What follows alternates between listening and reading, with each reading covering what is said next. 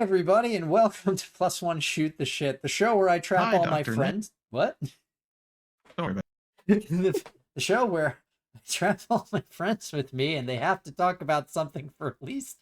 We usually go about 4 hours long, but We're to not have a nice. doing 4 hours tonight. Oh, okay. Well, we'll Wow. see. I think I have a new game because we are not trapped here at all. Nope. We are here of our own volition. That is incredibly true. I am not doing any sort of bit here. However, I think that if I just keep interrupting the intro, I can get some revenge.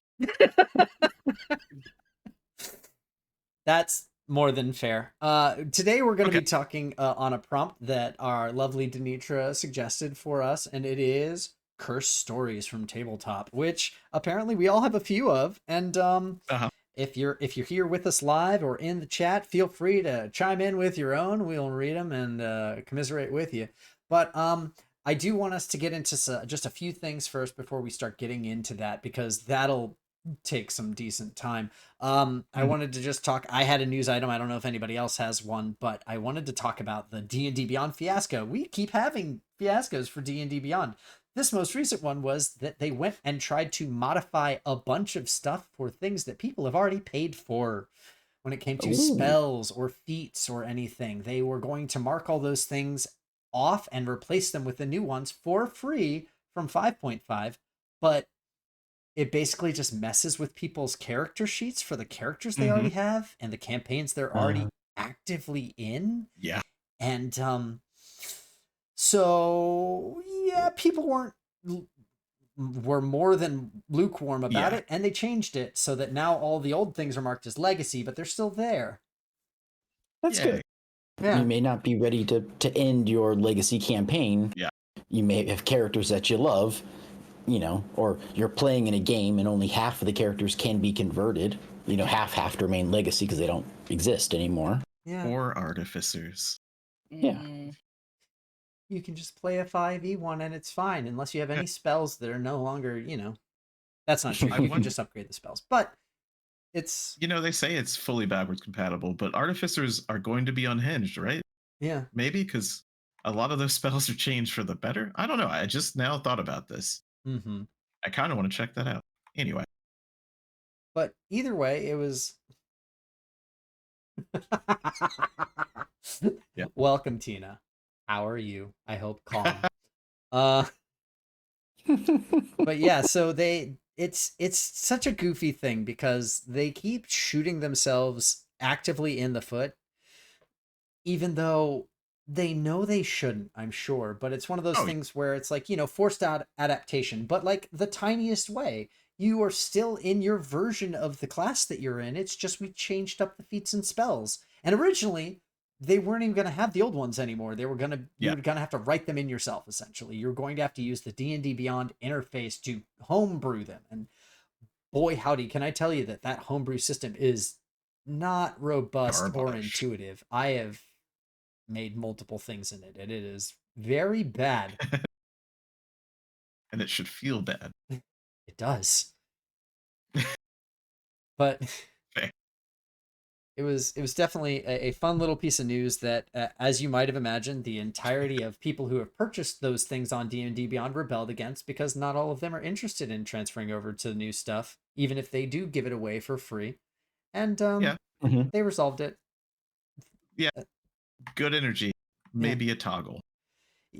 Oh gosh, it'd be crazy if they used one of the 15 toggles they have for the type of content that you want for your character and did that. Sure.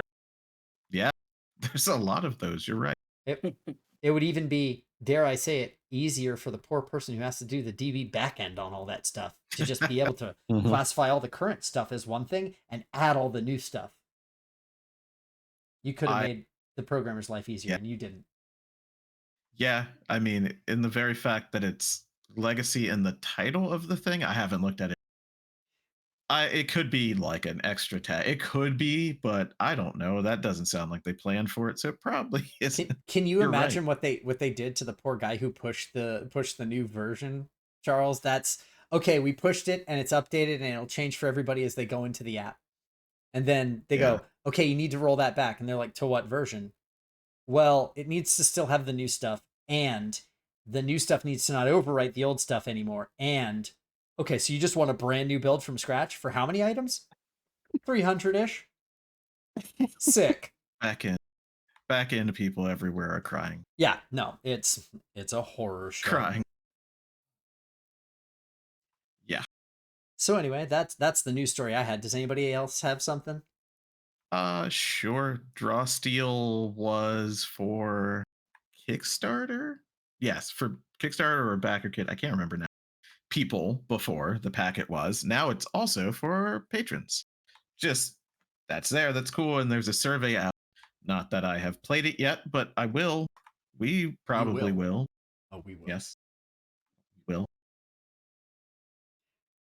Yeah. One of the games that I've talked about a little bit, Sons of Oak, the City of Mist creators, their Otherscape product is out. So if you're interested in a cyberpunk style, this is more of a I'm not sure what the exact word is, but it's like job based story missions, right? Like it's, hey, we need to go do X. Get ready, let's go. Do your job, come back, relax, and then prepare for another job. Sort of like, I mean, I guess it's similar to like being on an adventure where you would like, you come into town, you relax. It's like, okay, time for us to gear up and whatever type of game. Whereas the City of Mist is like a continuous, just noir setting. Right. So it's a slightly different feel of a game. It's not a like that release like Lancer, like alternating between mission and downtime. Yeah, 100%. Yeah. So that came out August. I've been reading through it. I like it, and yeah, cool. So for stuff other than the fantasy stuff that we often do. And yeah, we should definitely do more non-fantasy and one game, there's no news about it, but FIST, which is an acronym. Do not be afraid. But it is like Cold War era, the kind of like Metal Gear Solid type stuff. And I definitely want to talk about that one of these days because it is weird. We love a good system shot. Oh yeah. Yeah. Cool. Denitra, anything? Oh no, I don't have any news that's relevant. She's like, nah. Not a problem. Now I'm going to do one of those fun creative writing prompts that we like to throw in. So I'm going to say, what's the one item that you would bring to a tabletop game to ensure that you don't have a horror story come your way? I'll go ahead and start just a big old net to throw around a person that is getting a little too uppity and just let them get all wrapped up, tangled in it, and drag them away. Okay. All right. I did not know where we were going with this, but now I know. Yeah, I was thinking like the little like X card or something. Yeah, that's exactly what I thought. No. But we're gonna physically, yeah, it's creative. Okay. All right. Yeah, probably just like a shot collar. Yeah. And just like they wear the shot collar and the controller's like on the table. Anyone can be like, okay, that's enough. That's important. Yeah, I will tell a story that is adjacent to that with a baton to the head. Like an actual police baton collapsible with the weight in the middle of a head. And it made a noise. I never misused my police baton. I'll have you know. Yeah, it wasn't you. Yeah. Chat, it wasn't him. There I go. Fourth perspective. Just wanted to do it. Denitra, what do you have? I was gonna say a stage hook. Yeah. Okay. Just the crook, the shepherd's crook to just Yeah, because like it's long enough where like if the DM needs to use it, they could just bonk somebody or get out of here. Gotcha. Yeah. I can't, like, the shot collar is probably the best answer because it doesn't have to immediately be used, right? They know, kind of like the hook too. This is what's going to happen. You're going to get a paddling. right? So I think that would have solved about 90% of the stories that I know I'm going to tell. So shit. That's a paddling. Yeah. I'm a bad person, by the way. Introductions this late in the game. I'm Oh, James. what? To Who am I? my this side is Yeah. Charles, my very good Remember, friend. I'm always right. Yeah. And then beneath me, of course, down here is Denitra, only in perspective, not as a person. She's very so Sure. high above. Aw. And then She's so lovely. adjacent to, Thank if you. I was in raid, if I was northwest, he would be southeast for the call, and that's Philip down there. Partners. Hey, Partners. we are. Stack. Stack, spread. Yeah. Yeah. Anyway, Rating. yeah, rating jokes aside. We could do raid stories one day. Not Yeah, on this raid channel. stories definitely need to happen. Boy, no. And We got in the we got a chat, we have request Calm in- Down Tina, who Yeah. said spritz bottle full of water, which I absolutely agree. Sure. It's like, hey, stop. That works very That's well. a good one, yeah. The more And a humane request version from of the the- shot collar, but I don't know. Yeah. Yeah. And a request by her just for Charles just to say you're gonna get a paddling, and we'll try and put that in our Discord soundboard. Ooh. Yeah, we could do that. We could do that. Yes. All right. We'll record that offline. I need to workshop it. I need to figure how horny it needs to be. Like a little too entirely over the top is Right. we'll gauge levels. We'll get it figured out. Yeah, We'll yeah. workshop it. We'll Yeah. workshop it. Yeah. So anyway, I don't necessarily I'll intro just because I'm usually the person who does it, but I don't want to be the Sure. one who walks away with this one, because honestly, I do have a horror story, but I don't have multiple that I can remember, because I tend to be a pretty happy-go-lucky and remember the good things kind of guy when it comes to Mhm. my life in general, and certainly in the tabletop games I play. But we're going to be talking tonight about cursed tabletop, cursed D&D horror stories. There's all sorts of subreddits and Reddits that pertain to these sorts of things. I've listened over the course of time to quite a few people doing reads of them. I know that like D&D Quester has started just going straight through the subreddits, and then Yeah. there's also I know that XP to level 3 reads a few things here and there, not Oh, yeah. necessarily horror stories as much, but Crit Crab I know especially is someone who does a lot of Oh yeah, I've seen those. readings of the subreddit horror stories. So we're going to share some of It's a our good own. channel. And Yeah. oh, absolutely. I recommend XP to level 3 Crit Crab and plus one questers. Plus one questers is hilarious, or not plus one questers. Maybe it is plus one questers. The D&D guy who does the shorts where he does the paladin oath of throwing it back. He's good. I recommend. I don't know what that is. I don't but recognize I that would one. like to know. Yeah, I've seen Yeah. it. He twerks and he's very white about it. Eh. It's very good. Oh, okay. Oh, so he's a paladin. Paladin. I got it. Yeah, he's a paladin who wants a paladin. Mm. That's not a bad soundbite, actually. So anyway, let's go ahead and progress. But I wanted to just, Sure. as we've played the hobby for, or been in this hobby for multiple decades, I'm not going to say how many, but we're just going to, keep going. You go to a lot of tables, you meet a lot of people, you have been to a lot of different places, and we all want our fix. We all want to be able Oh, to yeah. hang out with people and play games, but you don't necessarily get to always choose the tables you are at. And as such, sometimes you wind up in a table that's a little bit awkward. And there can be certain places here or there where that exacerbates things, and you end up with a story that you all get to laugh about later or cry, one of the two.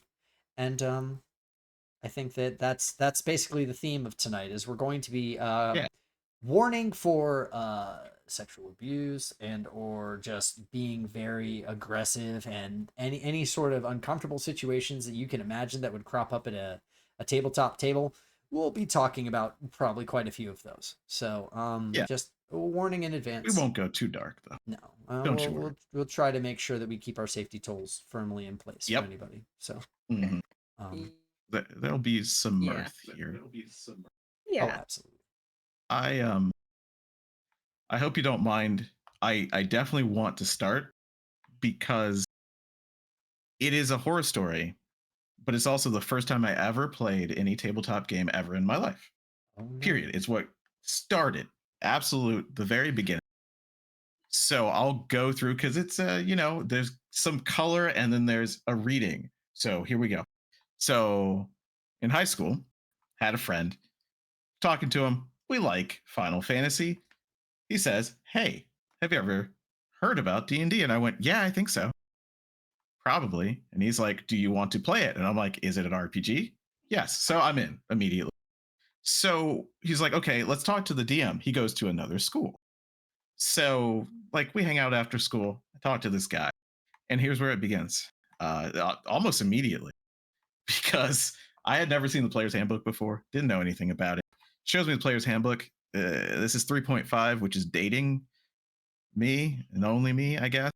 So yeah, No. it was, at the end of the millennium and the start of this one. So I start looking through the player's handbook and I immediately go, I want to play a monk. Absolutely. Monks are cool. I want this stunning fist. That sounds cool. So you've I get to always punch been people. this way, is what I'm hearing. Mm-hmm. Okay. Always from the very beginning. And also because I knew a little bit about Forgotten Realms, but I had never played D&D because I had read the Icewind Dale trilogy because a friend gave it to me. So I knew kind of it, right? And I went, okay, well, I've never seen a punch person, so I'll do that. And so this DM, I'm not going to use names at all, of course. And I don't even remember, which is my coping mechanism. Well, So he goes, okay, cool. You could be a monk, whatever. You could be whatever you want to play. Like, we got a wizard, we got a ranger, we got a cleric. Okay, you could be a monk, no problem. Like, cool. And he's like, okay, so what race do you want to play? And I go, I don't know them. I guess I know a few. I know like there's humans, the dwarves, is right. I don't know the full list. I'm like, I do, I read the gist books, and he looks at me with stars in his eyes, and he goes, "Could you be a drow for me?" And I'm like, "What do you mean? Like, oh, you no. need one? You need one?" And he's like, "Well, I have this idea." Okay, all right, no problem. I'm like, this is not quite uncomfortable yet. And he's like, "Well, I want you to join the group as a drow. And you've read these books, so you know that there's this magic item that's a mask that makes you look like a regular elf." And I go, "Oh yeah, I do know that. I do know that that exists. Yeah. Yeah. So I want you to be not a bad guy, but working for the bad guys. You can pick whatever you want." Right? He was like, he didn't say that he wasn't railroading me, but he kind of alluded to it. You could be you could do whatever you want. You could still be evil or not, but they will think that you're a normal elf. You just have to watch out, for some things. I'm like, no problem. Cool. So Completely I do normal that. I am a request. drow. Huh? Completely normal request from Completely any normal. person I running didn't a know. game. I didn't know. I was just like, yeah, whatever. If I can tie into your story, that seems good. So first session, I get introduced. The party is like a wizard, a ranger, as I said, a cleric, a fighter. This is 3.5, and I think that was it. But anyway, get introduced. We save a town. Doesn't matter. I don't know how. I don't remember. That's been some decades. Save the town. All right, cool. So we get in there and we go to the inn, and they're like, "You got free rooms. You're so awesome. You've saved us all. Free rooms. Cool." Well, they talk to the party leader, who's the wizard, and they also go, "And some extra services." Wink, wonk. My monk, as I'm playing it, is not there in the first place, is talking directly to the party leader. Vow of celibacy. Of course, because I thought that's what monks have to do. Yeah. Right? I didn't know. Had no idea. So the wizard went, "Oh, I've got a great idea. Send that extra service to the monk, please." Knowing probably that I had a vow of celibacy. So in the middle of the night, a employee of the tavern / inn comes into my room. I wake up because I got wisdom, son, so I got perception. wake up. And I'm like, who is it? Is it a goblin? Look over. No, it is an attractive milkmaid, maybe. I don't even know what he said, but it would have been something similar to that.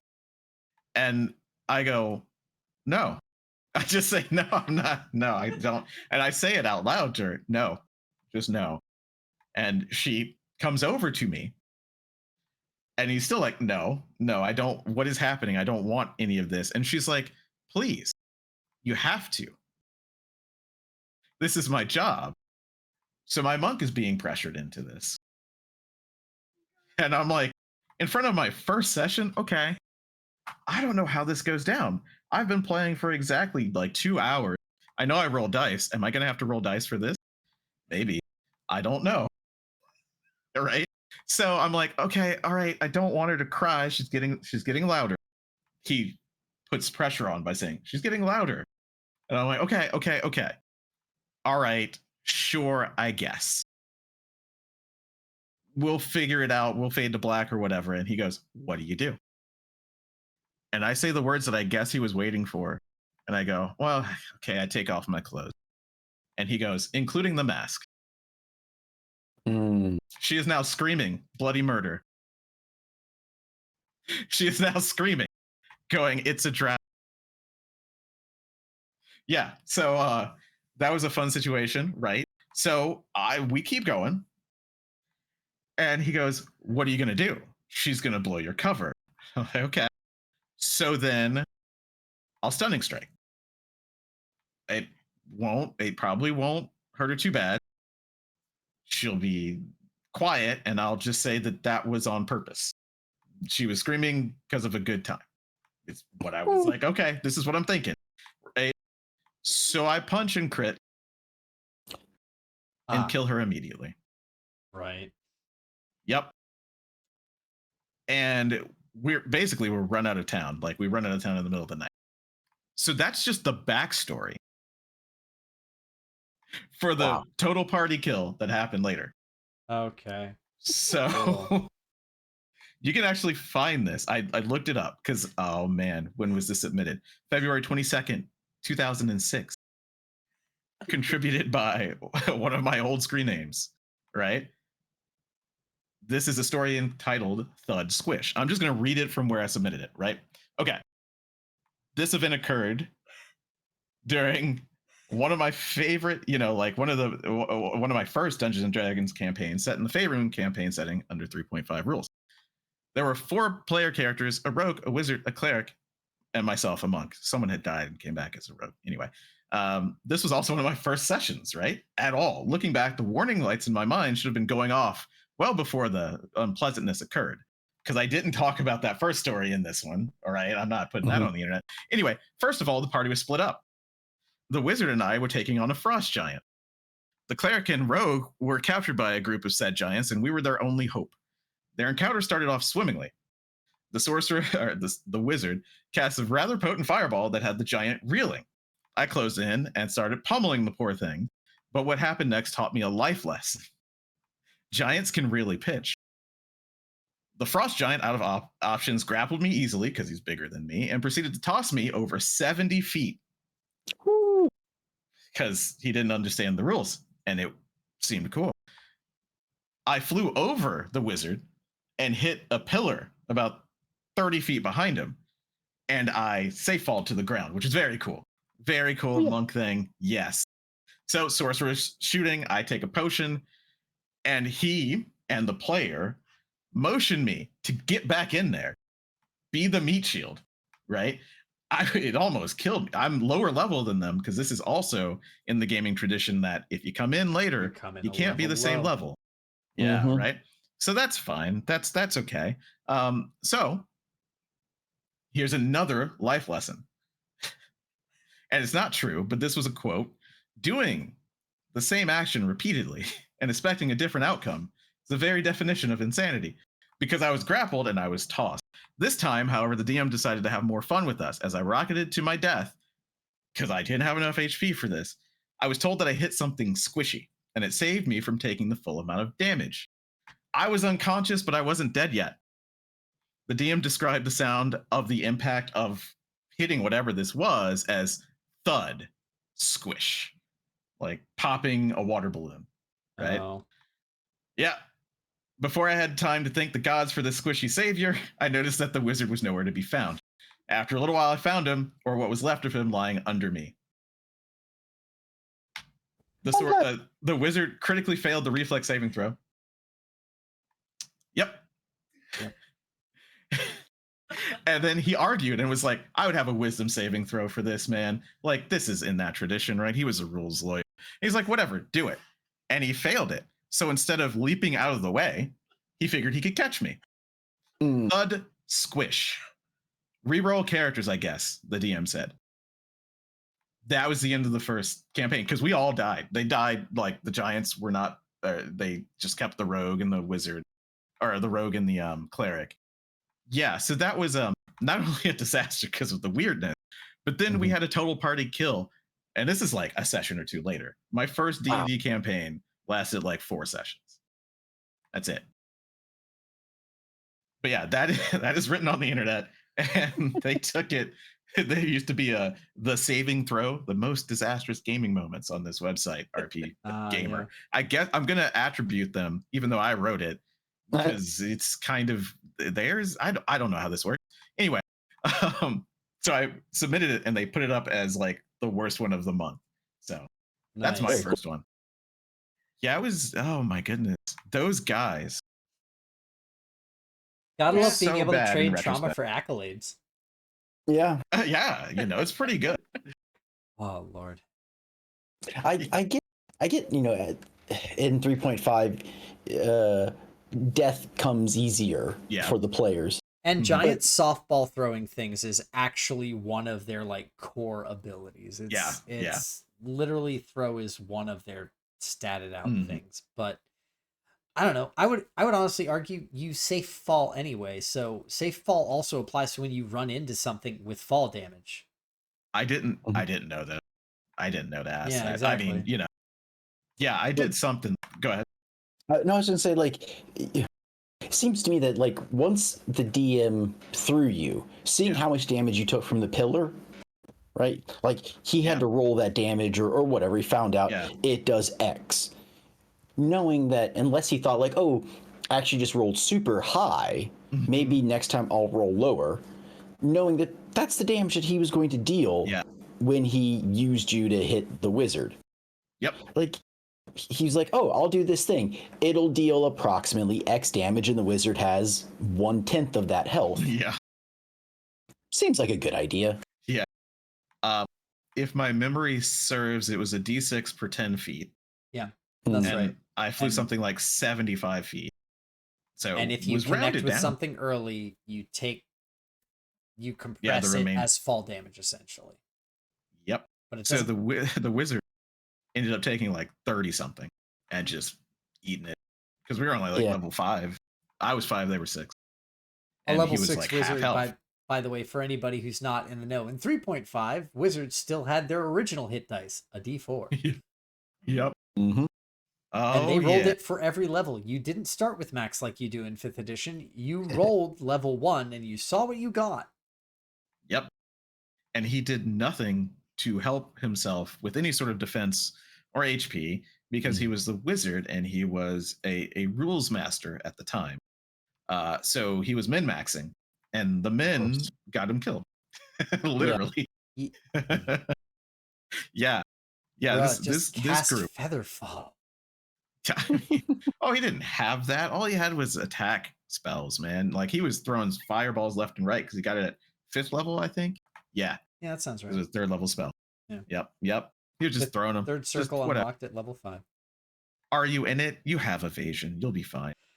Yeah, that type of thing. I guess if the campaign, like, I don't even want to try to justify some of this stuff. It makes no sense. If someone had already died once and that was like, oh yeah, it's cool. Like everybody knows, like high lethality campaign, don't get attached, be ready to reroll. Yeah. Okay, I'll give that to you. That's fine. Consent is key. The devil may care attitude that used to pervade tabletop before we got to 4th and 5th edition was very much the dice say you die, sorry. And that's it. It's always it's almost been encouraged hate Yeah. that. Yeah, and it was a very adversarial game in the typical first to second edition way. It was like DM versus players, not collaborative storytelling. I'm going Mhm. to tell my story and you might live type of way. Not to say that there weren't good parts. Sure, it I still wanted to play afterwards because it was fun to figure these things out. And it was 3.5 and I had the quintessential monk. So I was Mhm. going to kill things eventually, but I died. So, Yeah. yeah, I can't I am not excusing it. I have no idea why I'm still in the hobby. Like that's not the worst first story. I know that there's worse than that. But man, what a what a fun time. I Mhm. Mhm. I can go ahead and shoot my shot early, I Sure. suppose. Sure, go Um, for thank you. You're I welcome. turn off the soundboard, but I can't turn off the button.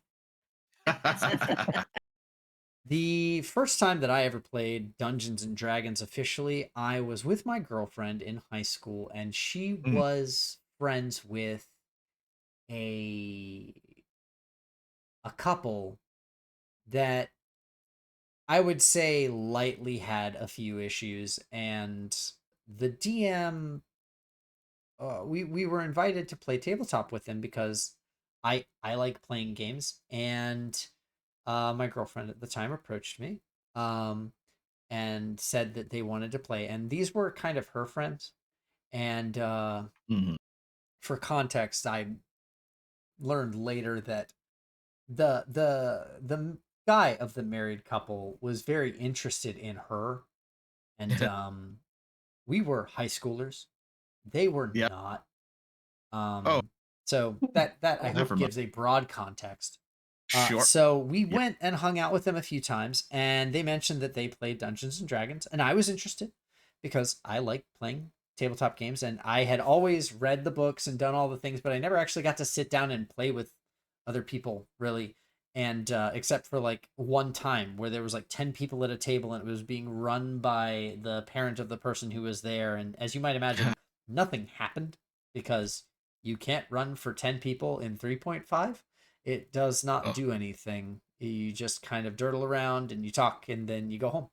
Um, so I came over, and I don't even think it was like a planned thing because I definitely didn't have a character or know how to build a character. And so I came over, I was given a ranger build that he basically said, this is a build that I have that is fun. And he was very he it was basically, it was a whirlwind ranger, which is one of the old archetypical, you build this ranger to be a chipper shredder. They go in with two short weapons and they just wreck face. And I was like, oh, okay, that sounds cool. So I get into this game, and immediately he's like, okay, you go to a tavern, and nothing's really happening. And so I go we're just kind of chatting and doing stuff, and then I eventually go, well, we're an adventuring crew, I'll go up to the bar and I'll ask the tavern owner if they know anything. And I was given like the weirdest look, like, oh, okay, as though that was a goofy thing to do for a sure. person who's used to adventurers asking for adventure jobs. Like Yeah. Mhm. I expected there was a bullet board or something, and I was kind of treated by the whole group as though I don't know, that I had done something out of character or uncouth. And so I was like, oh, Sure. okay, well, I apologize. I don't really have a rule set for this. So, um, but I think the thing that most was striking to me was that he was also playing a DMPC who Oh was boy. his Catman, who was very, very overpowered. And the minute that I said anything that could be perceived as, well, I'll say catty, to the other character, Yeah. because he was one of those brash, wears a folded up hat and whatever type of characters, it was he went and attacked me and then raked me with his claws with a special ability that his cat character had, and basically took me down to 0 hit points instantly for having Oh, good. said What? something out of turn. Wow. And at the time, I was like, I mean, this isn't really my character. I'm not really attached to this. It's Mhm. fine. And I think he thought it was funny, but it was like, it was that weird feeling, where it's like the DM is flexing on you. Hey, I could kill your Yeah. character. And I was just like, I thought we Anytime. were all here to have a fun time. Yeah. The game continued from there. Nothing really out of turn happened. We went to hunt down like some orcs and maybe had half of a combat, and then it was over. And I was just like, I'm I'm good. I think I'll find something else. It was nice of them to include me. And then afterwards, it was just like, well, they didn't like playing with me, and I was like, oh, okay, Okay. cool. Sure. I'm just confused as to what you were supposed to do. Yeah. I don't know. I don't know what the premise was supposed to be or what we were supposed to be doing. It felt like one of those throw together and I liked being in charge of things kind of deals. Mm-hmm. Mm-hmm. But any time that I tried to interact with the environment, I was treated as though I was doing something stupid or childish, and I was just like, Yeah. we're playing a role playing game. Am I not supposed? Yeah. Am I just supposed to sit here quietly? Like, What do you want me nobody to else do? nobody else was, and it's not like I was like, I'm cutting in and I'm gonna do this thing. It was like he was like, you go to a bar. I was like, cool. And everybody just sat there quietly. I was like, well, I'll go up to the counter. Hey, have you heard of Yeah. any troubles that are around the area? And it's like that sort of, you try to yes and or do something Yeah. to get things Mhm. moving Yeah. forward, and being treated as though that's stupid is Yeah. like the worst feeling. I think as a Mhm. there are worse Oh, yeah. feelings, but one of the worst general feelings as a player, right? Sure. Because Yeah. it's like, how dare you interact? Yeah. Okay, what do you want to do? What did they have? Is there going to be some cloaked, hooded figure in the corner that's going to be like, "Hey, I've got a mission for you." Yeah. Well, but it wasn't a mission. It was just his DMPC who wanted to be cool at everybody.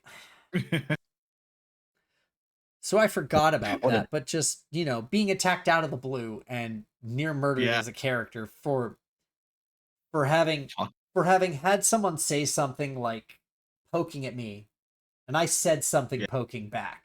And then immediately it was Yeah. like Yeah. 4 attacks on your character, and I was like, what are we What? doing? Why? Ugh, So that sucks. yeah. I still like the hobby though, so that's good. Yeah. That's good. That's good. That's good. Bad. What do sex and D&D have in common? Bad first times sometimes. Mhm. Is that a joke? Has anybody said that before? Did I make something new? Probably not. Probably not. Put it on a Reddit. Yeah. Yes. So that was one of Uh, my first horror story interactions with Dungeons and Dragons, and I'm still here, so Yeah. But wow, that's stupid. I guess I was fairly lucky when it comes to first games. Mhm. The worst thing at one of my first games was I picked a wizard and I didn't fully understand like how spell slots worked. Oh, And sure. the DM was just like, what spells do you want? You have to write down what spells you want right now, and that's what you have for the day. And I was like, I don't know what these spells do. They're like, well, just sort of read the descriptions real quick. We need that list now. Yeah. And I was like, okay. And then I had really bad spells for the first time we were playing. Oh, sure. And so like that's not a bad one. My story is I was trying to run a game for some friends. I was in the military and I was sent to a new location, and so I was the new guy, and I was trying to figure out what these people did and what was fun and all that kind of stuff. And at one point I brought up like, well, it's I've played D&D. Does anybody else like D&D? And the consensus was like, oh, we've heard of that. We're interested. Do you know how to do this? Can you run this? And I'd maybe run 2 previous games before, so I'm by no means good at it. sort but of I was like, magic man are you that you can Yeah. conjure these images? Yeah. so I had run a game previously from a module, and I could remember enough of the module to run it. So I was like, okay, here. I had to like pull up character sheets, and it was didn't have the books, so like had to sort of like use the internet to get all of the skills that they would have and print out character sheets and all that kind of stuff. Everybody makes characters. Everybody gets it goes takes a couple days to get that all set up. The day that we're all going to play, and we all get together, gather in the office, and they've all known each other for like 2 years at this point. I'm the new guy, right? And they're get the characters. I'm like, okay, and I set up the starting scene, the starting village, whatever. And one of the characters was a paladin, and the other character was a fighter that are the key role. And within the first 5 minutes of them having quote unquote control of their characters, the fighter wanted to like sexually assault the paladin because the players are like they know each other, and the guy who was playing the fighter thought it would be funny to do that. And I was what? Like I was like, no, you can't do that. You're friends. And like for way longer than it should have been, probably about half an hour. I had to fight this dude on whether or not he could roll for this. He's like, wait, but it's D&D. We can do anything, right? Oh And I was like, God. yes, you could do anything if that was, but no, we're not doing this. And so I don't know. Like, I'm sure that I could have come up with a better way to. I've thought about this over the years, and so I'm like, okay, you try. They're a paladin. Their god smites. You've just lost your member. That's what happens. Now, what would you like to do? You know? He Doing a smites reverse you card. in the PP. You cannot do Yeah. that. This is what you fucking deserve. Yeah. God dang. And like, and it was just like, I wouldn't let him do it. And then like, as we kept going, would continuously like prod at the other guy sitting next to him, right? About like both guys on my ship. They're both playing male characters. He's just trying to like mess with the guy as a friend, I guess. Yeah. And I was like, but the other dude clearly wasn't like, oh, that's so funny, dude. Ah, you got me. It wasn't like that. Just like, no, like I don't want to do that. Oh no. And I was like, yeah, no, we're not doing that. Yeah, don't And he'd worry. be like, oh, can I tackle him and like pin him down? No, you can't. And after that first session, the game never continued. Oh no, wonder what a what- nightmare. Yeah. Jesus Oh. Like Christ. I was like, why was that? Like I can do anything in this game. Yeah. I've got a friend I've always wanted. Like, I don't know if he wanted me to just be like, okay, you've done that, and like not even a fade to black, just be like cutscene. Okay, it happened. Cut back into the game. Move on. Or like, what did he want me to what be was like? his end game? How do you do this? Tell me how you went to this man who's a friend of yours surrounded by a bunch of other guys on the ship. That are did he totally wanna also describe- supposed Just to a be joke, friends right? of yours and adventuring companions. Jesus. So that was the weirdest thing. That's the Yeah, that's to this pretty day I fucking don't. cursed. Yeah, Yeah. that's kind of cursed as hell, not gonna lie. Yeah. That's So big old fucking good. cursed energy. Yeah, holy At least shit. now I think Yeah. I have some. Having gone through that, I'm like, okay. On the rare chance that anything like this happens again, I have one or two little like tricks. I can be like, okay, playing along to the story, this horrible thing happens to you because of your action, Mhm. rather than just like, no, which I think is also a completely valid answer of just, Yeah. no, we're not doing that. Yeah. That's not what this is. Yeah, I don't even want to encourage the speaking of it into life for that sort of thing. I feel like I would, as a person running a game, just be like, okay, we're gonna stop for a second. You need to understand that this is not what that's for. We have attack rolls for hitting goblins or, Yeah. other different, actually more monstrous, evil things. You You don't get to make a grapple check to try to grab the boob of your friend. That Yeah, ain't yeah, it. things like that. Or if It's- that is it, you need to find that table. Get that book of erotic fantasies. You go hog wild, but everybody at the table consent. needs to be down. It's like, if like people like who do S&M, like why not just do like a horny game? Like, see, that would be valid if people were like, hey, we're gonna play a horny game where horny shit's gonna happen and we're rolling for it, then sure, that would be great. But everybody, there's always a weirdo who wants to do weirdo shit at a regular ass table. Because it's wacky. No, it's not. It's not. It's like, haven't you heard of dark humor? No, dude, that's I'm edgy. yeah, it's just grape. It's just grape. Yeah. Yeah, it's so.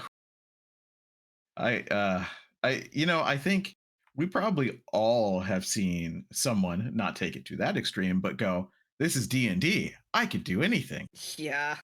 And you go, "Okay." The murder what do hobo you is wanna do? aptly named. Yeah. Yeah. So what do you want to do? Murder. Okay. Why is that? Why? Why Just is that why? your default? What happened? What are we doing? What are we doing here? I want this powerful sword, and the only person who has it is that shop owner. Yep. The only thing standing between me and the sword now is a cadaver. Mm-hmm. Right. Oh. Yeah. It's a micro one because I want to get to Denisha's first one. Someone just wanted to. This was like, I could do anything. I want to play someone from Warhammer. So you want to play like a cleric? It's kind of like, okay, well, you can worship Tyr in the same way, but not the same way. So they went into it. They didn't say emperor. They said I've also literally had that exact same thing. They wanted to be what was the commissar's name that's really popular in Warhammer? Oh, I can't remember. Starts with a K, maybe. I'm not sure. But either I'm way, really not sure. they basically were playing a commissar, and I made them a paladin of order or law, whichever one is like the protect from aberrations one. Yeah. Yeah. Yeah. But this person then was like, well, I need to make sacrifices to Tyr. And I'm like, you don't. No, that ain't You it. don't. You do not. I'm going to find someone that no one will miss. Oh my God. Yeah? Can we not just How do you murder think this is people gonna off end? the street? Why? Why do you want to do this? Because it's to venerate him. And I'm like, well, you wish you pray for spells every morning. It does not require a sacrifice. If you want to, you can sacrifice a token or something else. And he's like, I'm gonna find someone, just you wait. And I'm like, I kind of think you won't.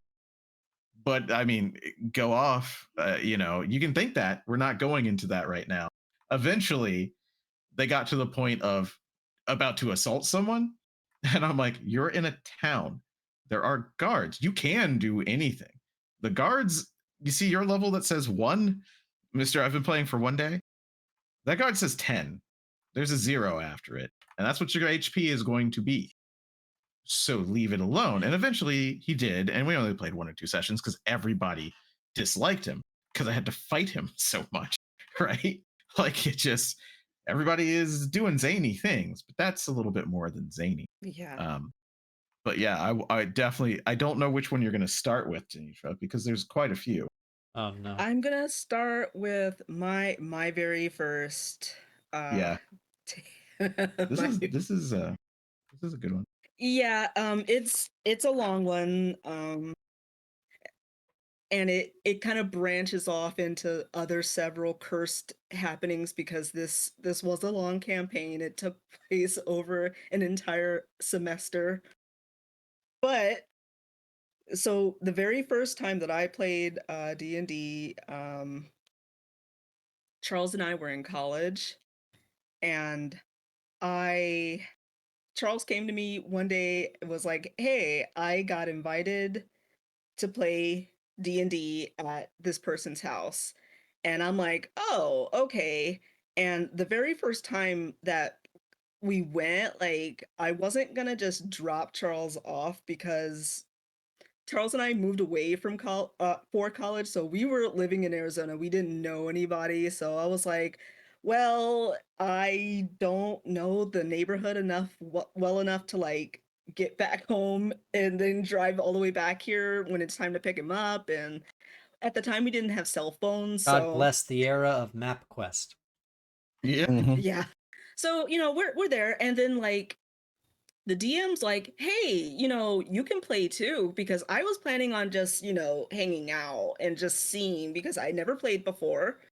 And but the DM insisted that I play, and I'm like, "Okay, okay." And I thought since this How very nice of him. yeah, I thought he was being nice, and let me tell you a part of my naivety. They liked Sailor Moon, so I thought that they were cool. That was the Yes. beginning of it. Yeah, like they had Sailor Moon wall scrolls, and I'm like, okay, cool, cool. So Charles helped me roll a character, and I'm like, all right, yeah, sure, let's play. So shortly after I had the character, the DM's like, okay, yeah, we're playing, but oh, come here with me for a moment.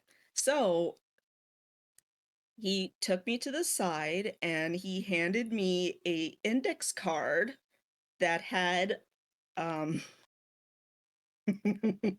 a list of stereotypical PMS, PMDD, menstrual cycle stereotypical symptoms and Okay. rules and numbers next to each one of these symptoms. And he was going to roll at the beginning of each session to see if my character was on her period.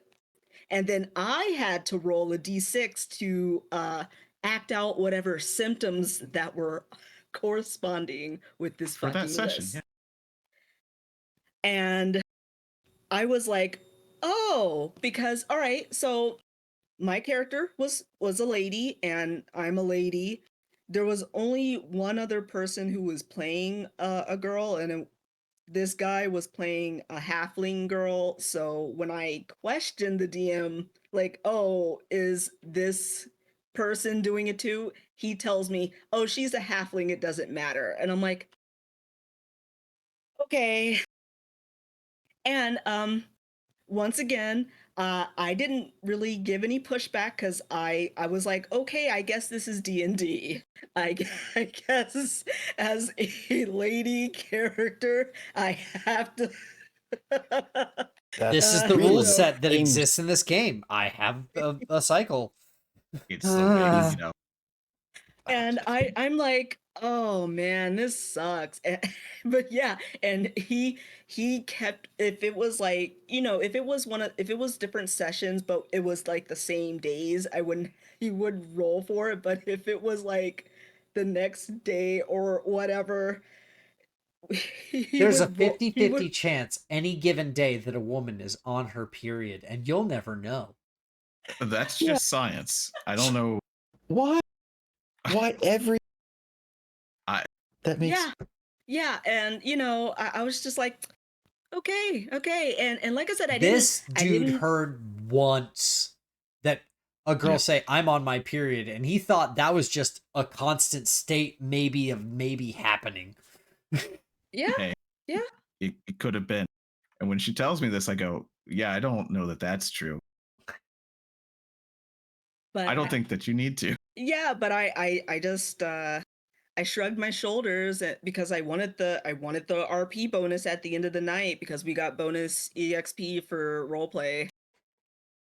So And you're like, well, I gotta do it. These are the rules. yeah, and look, I'll even admit I was probably trying to cool girl too much because like I said, we were young, first states away from home, first time moving out. I didn't. These were Charles's. Well, they peers. They were college peers. Yeah, And I got asked out of nowhere, and I was like, I don't know if I should go. Turns out, Yeah, no.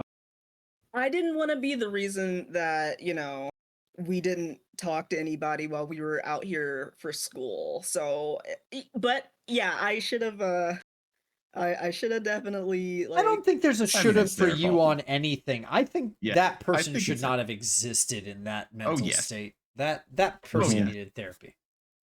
Yeah. Oh yes. Well, unfortunately, it gets worse. Oh, Yeah, we're gonna say that a couple of times. So, yeah, like I said, there was only 2 women in the party, my character and the halfling, who was just annoying. Like, she was playing, a chaotic young, you know, but Goblin. yeah, well, she Loot wasn't an Goblin actual Rogue. goblin, but I mean, Yeah, that character. goblin-esque tendencies. we know the Dragon one. sickness. Dragon sickness. The classics. So my character was, I typically play haughty characters because that's just easy to do. Like Shocking. this was a shut the hell up. It was an elf. She she was a You blade popular singer. girl? She was, Never. oh, you hush. But she ran afoul. So we had in this party we had 2 druids. Um, One wasn't exactly an active participant in the game. He was there, like he showed up, but like whenever it came to his turn, he would basically emote that he'd scratch his ass and then, I don't know, turn into a bear and take a nap, or essentially. And then the other druid was very chaotic. This person wanted to have like a vessel where he could be carted around and have just wine to drink. Oh, Wanted to be Dionysus or something? Yeah, kind of like Dionysus, but Above ground swimming pool on a wagon, basically, filled with wine that he just chilled in. yeah. huh. I But mean, that's a sometimes he look. like That's a vibe. it's a look. And that would have been cool if he didn't actively hate me and or my character. Oh. So, after a minor argument about like their next adventure, because they were our party was basically hunting pirates and ripping them off. Yeah. Nice. Murder. Pirates. Taking their stuff. Yeah. Yeah. And but like after a small argument of like how to split up loot, because I think my character had decimated something because Charles, what was my old The nickname? Vorpinator. You danced into the room. You killed the guy holding the staff of power. This was your shadow dancer. This was This was that first one that she played, and she just rolled 20s all of the time. And so she danced in, killed the guy, danced out, and I think it was an argument about the staff of power. Yeah. Because it's very powerful. And the druid wanted it to not even to sell it, and it wouldn't really do anything for him, but he just didn't want anybody else to have it. Yeah. Okay. Yeah. And so it was a loot dispute. So instead of being mature about it, he Belful polymorphed my character. I failed. No, so I did fail the roll. I failed the roll, got poofed into a duck. And the druid finds a boy duck, tosses them into my quarters, by the way, because she had a room, because like I said, she's the one who paid for the boat. Yeah. He tosses them into a quarter, the quarters, like barricaded the door shut. And after that, I could not roll anymore. Like I was like, can I break out of this or anything? And the DM's just like, haha, no. And I'm like, oh, okay. So yeah, my character got SA'd while she was a duck by a fucking duck. Yep. And I'm just, and I was like, okay, I know this is supposed to be funny, and I'm, at the time I'm just like, ha ha ha ha, that's happening. Okay, all right. And then the aftermath, the DM's just like, well, we're gonna have to do some different roles now, and I'm just like, okay, but luckily it was like nearing the end of the semester, so I was just like, you know what, it's just gonna be like a couple of more 12-hour fucking sessions and I'll never have to see these motherfuckers again. Because we were moving back. Like if we were going back to that school the next year, I was telling Charles, like, as we were driving home, was like, we are not playing with them ever again, because, and let me, I'm going to just tell you guys more about that particular session group, because The group was horrible. There was 2 other incidents that didn't have anything to do with the table per se, but it was the party, it was the setting. So one of the people who lived at the house, who was also playing with us, but he was not problematic as far as like the game was concerned. He played and he wasn't an asshole, but the place that they lived was accessible and there wasn't a door on the bathroom, just like a beach towel that's been tacked over the door frame for privacy. And anytime someone was in a wheelchair there. Yeah, it was accessible. Okay. So I see. Yeah. Anytime I had to use the bathroom, okay, and I will say this, my friends know I'm a potty shy individual. I don't like anybody knowing whatever goes on in the restroom, right? Turn the volume to 11, blast the stereo, run the water. Yeah, that's the type of person I am. And like I said, this was before the time of cell phones or anything, so it's not like I could just like turn on some music while I was in this doorless bathroom.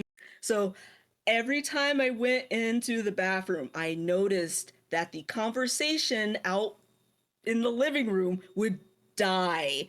And I'm like, oh my God. And I hate it. So I know it was a waste of water, but I'd turn on the water and be like, like try to do everything as quickly as I could, because I'm just like, why does the conversation die when I'm in here? I hate it. Like they would never stop talking if any of the other guys went to the restroom.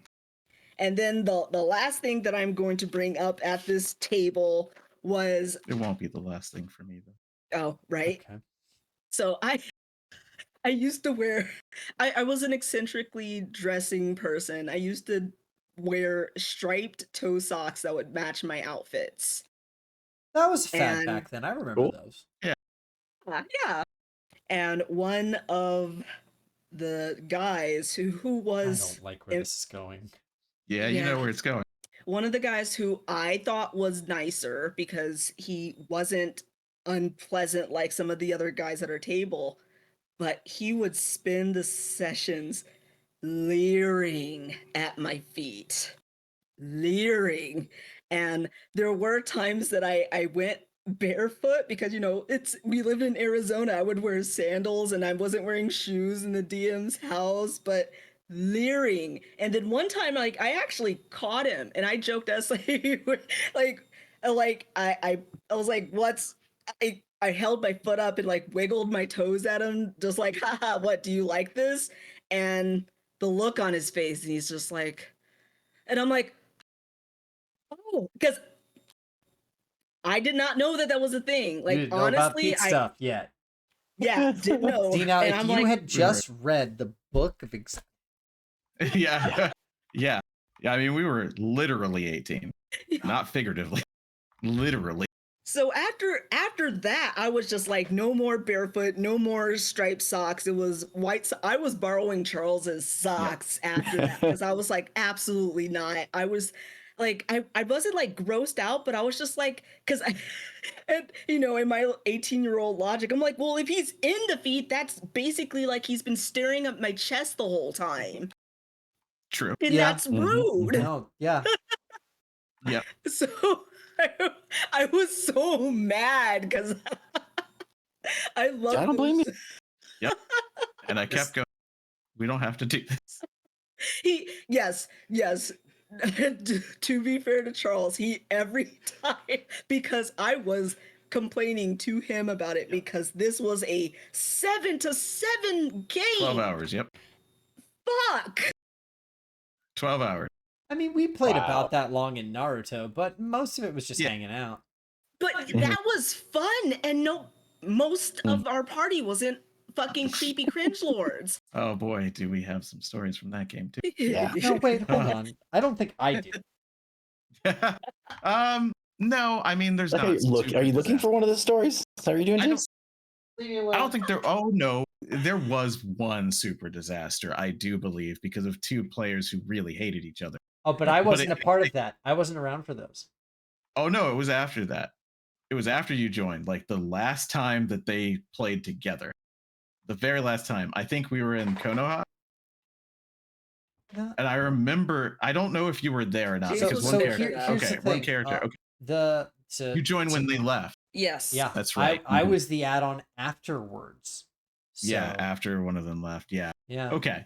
Yeah. So there's only like one bad one, and it's mostly Naruto stuff, but they got mad about it because Kiba peeing, hilarity ensues, Dynamic marking. which it Yeah, doesn't. I Yeah. remember the movie. Yeah, exactly. So, but that table was horrible. I don't even remember who invited me to this, but the DM. Yeah, you didn't even mention like Right. the horrible thing. Like the DM was an ammosexual, and loved weapons. Oh, that's Like, and that's fine, great. whatever, okay. Don't do You anything. said that word, and I don't know what that is in any context. My brain It sounds like they flew live through guns. all of Yeah. LGBTQIA, and then I went, "Oh no, NRA, Yep. got it." Yep. Yeah. That's Different that's the acronym. letter. And so that's what, whatever. You like them, cool. You collect them, cool. You're safe with them, cool. You draw red and they flags were, on them? No, that's just in my mind. Cool. yeah, yeah. Yeah. You think what people are different, and I have seen cases that's cool and you're good. I have seen way more in the other direction, so I'm with you. But so we didn't know this till we get there. Has a nice house for college age people because one of them was disabled legally, and so it helped pay the bills in some ways. Like they were kind of living together to make that work. But they also were one of the most railroading DMs I've ever seen in my life. Like we went down a place that into a forest that we shouldn't have gone, and he sicked the T-Rex on us. Like Yeah. if you go there, there's going to be a T-Rex. And the druid who was leading the party, because he was so insufferable that no one wanted to say anything to him, the one who slept in the drink tank, was like, I'm going to go anyway. And the DM's like, there's a T-Rex. And he's like, ha, well, we'll leave, but joke's on you. Now I've seen a T-Rex, because they were those type of players, right? Yeah. Yeah. Yeah, you can probably morph, Yeah, no, I could do it. Yeah, okay. But there was a time that the very annoying halfling player, this halfling female player who's played by a guy who Had a hygiene problem. yes, very much so. Very, very much so. But college, yeah. Most right, of them yeah, had a hygiene problem. right, so they were being very annoying and loud and disruptive. And the DM grabs a baton, like a police baton, not the like tonfa looking one, but the one that you flick and it extends, and it's made out of metal, and it has like a little metal tip. And he pantomimed hitting him, and he did not pantomime because he made solid contact with this person's skull. I felt it from where I was sitting. Yeah. And we're all like, ugh. Oh shit. Yeah, because he hit him like domed him like right in the middle of the skull. And we're like, oh god, like maybe it was worse than it sounded, but he reacted like, oh, like he fell down and he was very much in pain. Usually if you shock the brain enough, the person will actually pass out for a short amount of time, and therefore fall off their chair. He was even louder because I understand now. Before, when you were loud, I'm like, please shut up. Now I'm like, okay, fair. yeah. Sure. But the DM kind of sort of apologized, but you were being annoying. Yeah. And I didn't hit you that hard. Yeah. I didn't hit you that hard, even He- though we all heard it. He did Like- the big brother, shh, you're fine, you're fine. Yeah. Got too Don't mad. tell anybody. Yeah. Yeah, so that happened. There's so much about that druid that was just horrible. They were a horrible player. There was I forgot about the dragon girlfriend. yeah, the dragon girlfriend that he had. It wasn't Wait, a that girlfriend. sounds awesome. So Well, he had a small green Yep, green dragon, dragon. Who's very evil. Oh. but he painted her bronze, Yeah. and I mean, he had some antics that almost were cool if he wasn't such a If- shitlord. yeah, if he wasn't such a shit lord, it would have been fine. But he was a shit lord, and Yeah. he was always, Poking at everybody else. yeah. But I- yeah, like- it was So are you talking like a problematic- familiar? Like No, that, it like wasn't a familiar familiar, sized small green? Like a couple of human sized small green dragon. Okay, Yeah. Like like a a young green dragon. Yes, Yeah. For young. scale So it was- reference Oh, okay. for D. It was Yes. a problematic coupling, if you think about it. Yes. And yeah. And so he was like, this is my companion. And the DM's like, that is not even a thing. Well, I can talk to them and they're cool with it. Okay. That's All right. So he just has two characters then. Yeah, Yeah. It's basically. a dragon. And one of them Yes. is a dragon. And like we were literally going to, come on, Faerun, don't fail me, Cormanthor. Yes, Yeah, Cormanthor. Cormanthor, yeah. Yeah, and there was a checkpoint. And I will give him his flowers for this one thing. Because it's funny, but we're going to go into the tragedy right after. So he was like, we're going to get in here. We're like, we have a green dragon. It's not going to work. No, trust me, it'll work. So he paints it bronze. And we start to go through and they're like, yo, there's a dragon with you. You cannot come in. And he's like, no, it is fine. I'm a druid. Here is my druid card. He's holding up nothing. He says his character's holding up nothing as well. But so the guard's like, what? What do you mean? And he's like, well, I am a druid, because he was drunk at the time. His character was drunk because he's always drunk. I'm a druid, and this is like my animal companion, and we're going to come in. So he proceeds to argue for almost 2 hours. Almost 2 whole hours to try and get through this checkpoint, which we could have gone around. Yeah. But he and the DM just have this thing. Flown around. to That's just- a young green dragon. You can ride it. Yeah, anything else, Yeah. but he cannot be wrong.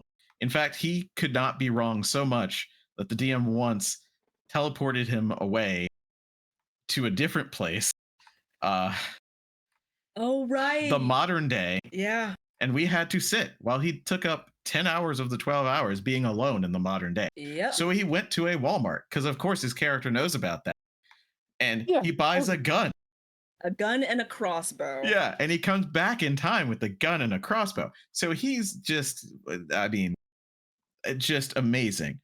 But everyone died in this campaign. That's how it ended. We didn't just leave. Everyone died because we were hunting pirates. When Denitra's character killed the person with the rod or the staff of power, on the way in there, we fought a bunch of platinum horrors. And we killed them. But the druid, who shouldn't know about these things, was like, don't kill him, break the control gem. So we did. And the DM's like, okay, yeah, that'll work too. And when we killed the guy and we come back out, the dwarf in the party is like, they're made out of platinum, right? Yeah. 500 pounds of platinum? Fuck.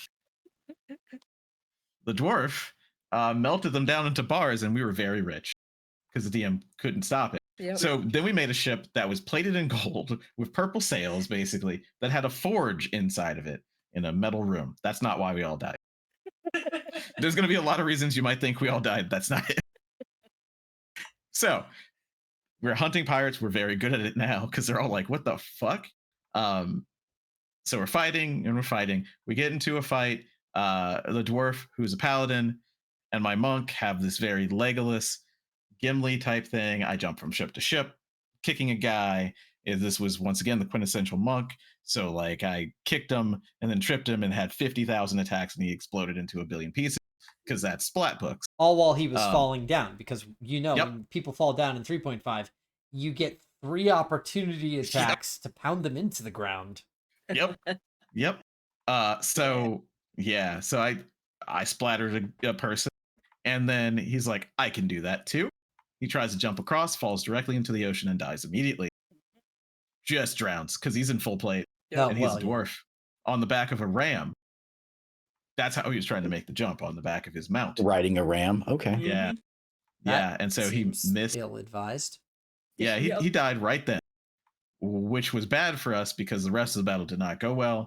I think no, it wasn't that one that we died in, but the No. one that we died in is because of the halfling who may have been brain addled. I hope not, I right? hope not either. Right after that hit. So they are a loot goblin thief. They somehow get a figurine of wondrous power that's a blade spider. So they go, ooh, that's cool. I have a blade spider as a pet, just like Winrevere, right? That Drist has. Just Yeah, a figurine Gwennifer, of the it, and blade you come up. spider. Yeah. Yeah. Well, yeah, of course, right? Everybody knows. Famous character. So the player has installed a lance, like attached to this blade spider on the harness, basically. So you'd summon it, put the harness on, have a lance. Now he's got 9 attacks. Yep. Wow. A jousting blade spider? Yeah, Yep. kind of cool. Not the worst play. Yeah. The worst play was when we fought a Baelor, because the other ship has a wizard who summons a Baelor onto our ship. Oh. Our spellcaster goes, do not kill that. When it dies, it will explode. And in 3.5, it's dag nasty. Evil explosion. Everyone is probably not going to have a good time. The rogue says, nah, fuck that. It'll be fine, and attacks with its 9 attacks when it's less than half health. Kills it. It blows up. The rogue, with improved evasion, dodges. Of The course. monk, myself, with improved evasion, dodges. Everyone else dead. Yep. All of us. Every single other person is dead. The ship has no mast. Yep. We are adrift. And we end the campaign right there. Yep. Yeah. Wow. It was a group, man. It was a group. And I basically like wanted to never play anything after that. Mm-hmm. No, I can't blame you. Yeah. I was dragged back into it, basically because Charles started running stuff, and I'm like, okay, well, if you run stuff, I guess. Mm-hmm. But I guess that kind of segues into. Well, I guess it'll be fine. I don't know. We should round robin now. Well, do you have any fun one? I maybe with less ducks or hurting people in real life. Let's. You always Like, need a little bit of interstitial between, so I'll do a much less aggressive one. I was playing in an online game, and there was. Well, do I want to tell that one or? See, I don't really have any. I would almost warrant to. I'll talk about that later. Playing in a game with a long-term group that I ran some stuff with, and they ran some stuff, and it was fine for the most part. But then we got a newer player, and I want to start by saying that the GM for this campaign was problematic in many different ways. He got bored of his own work. He constantly always wanted to invigorate the campaign more, or talked about other games. He was the quintessential GM who was like, we're playing this right now, but what I really want to run is this, and then would just want to transfer over to a new thing. He got bored of his own job, essentially. Yeah. Okay, yeah. Yeah. And there was another player in our group that was very much did not get along with that player. But liked doing a lot of RP and was very deep into their characters. But even more than that, the reason they got brought into the group was because the GM wanted art of our campaign, and they were an artist. Okay. Which Free work, yeah. that's a reason to ask a person to join your group, right? Because they can draw. Eesh. Let's hire a free artist. So that was a thing. But it turned out to backfire on the GM because he wasn't the only one running. We also ran a L5R game on the side that this person would show up for. But this was one of those players where they just got really into their own stuff. and it was like to the detriment of the table. This isn't like a single story that I can tell. It's just more of a over the course of play. Yeah. And it was one of those things where you had two people at the table, one who sometimes was GM and sometimes not, and one was only a player, got really invested, but would just want to only RP with the GM. Like the whole session. Huh. They wanted to interact with the world, but they didn't really care to interact with any of the other players at the table. And it was just this thing Seems that odd. it would just detract from the entire game as they played, and they would always have their own story that they'd want to tell for their character. And then the minute that anybody else was doing anything, either they got bored or they tried to interrupt with their own things constantly. And I feel like I've set Denitra off. I hate that as a role player, you know, like in other things. I hate it when people do that. It's just like I had a. Yeah. Oh, go. Keep sorry. No, there wasn't much more to it. It was, and I don't want to name names or do anything, and there's no real particular instance that draws up in my head, but it was one of those things where anything that detracted from their character, they would basically complain that they didn't get to do something to the GM. But at the same time, I was their GM for some of it, and one of the other players was GM for some of it, and the main GM who had started the group, basically, because this was an old Roll20 group that I joined that evolved into a different group that I'm still with to this day, with completely other characters who are a treat to play with. And Philip, you're going to see that very shortly here. Yay! Yeah, as our vampire campaign starts. So hopefully no horror stories from that, except for like, you know, spooky vampires. Yeah, that's it. Normal level of horror that is expected from the game. But it was one of those things where it was just so dysfunctional to try to interact with this player because they had a story they wanted to tell, and it wasn't that it was a bad story, but they refused to include others in it. It just wow. Yeah, I can see where, as a person who like, I have ideas for characters at times, and I'm like, oh, I can do this really cool thing. I can mix this with that, and I can do this thing, and I can do. But if you bring someone else into it, then now that their ideas have to match with your ideas, and you're not as cool anymore because you have to share the spotlight. So I can see why someone would do that, but I mean, you can't play. It's a cooperative game. Yeah. It's like trying to play any 2-player, 3-player game, you know, and being like, I want to be the one. Don't touch that person. Don't talk to the NPCs. I want to talk to them. I need to know what the story is. And just run around and like, you're the backup players. You guys just stay behind me, and when we get into a fight, then you can do something. And the best part is it's not like they even wanted to interact with any of the rules or systems for the games that we were playing in. They just wanted to RP the whole time. Mm-hmm. Which on its own isn't exactly a problem, but if you're going to want to take over and just RP, then please, for the love of God, engage the other players. Yeah. Yeah. Bring us along for the ride, please. Yeah. Wow.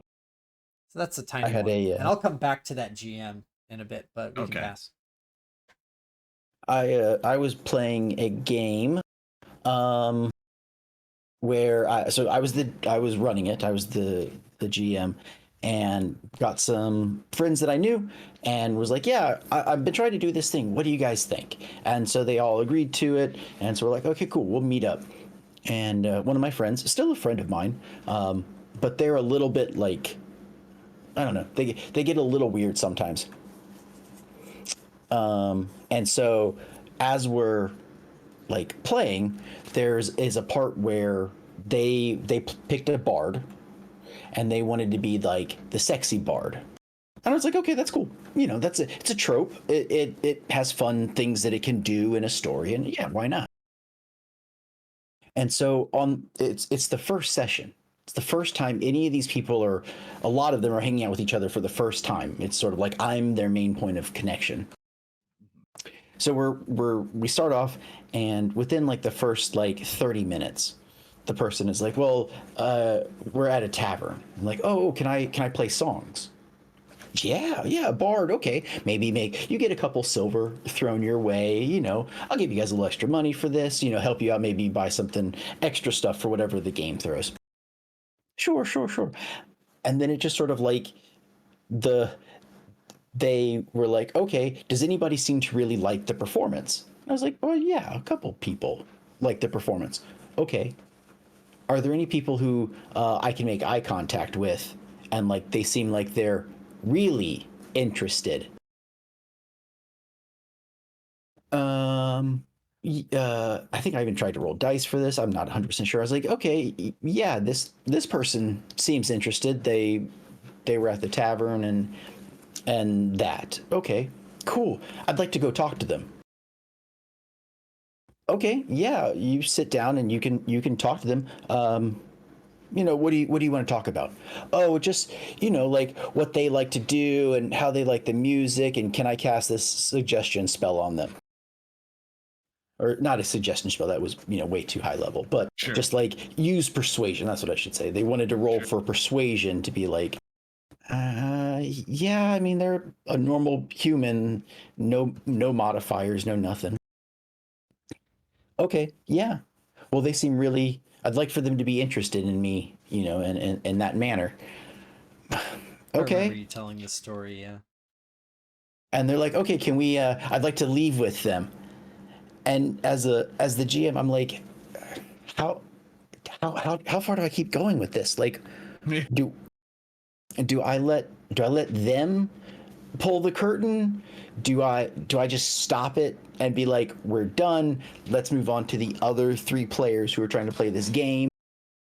I let it go a little bit longer, and it's like, okay, can we head back to their, like, to my inn room or to their house or something to that effect?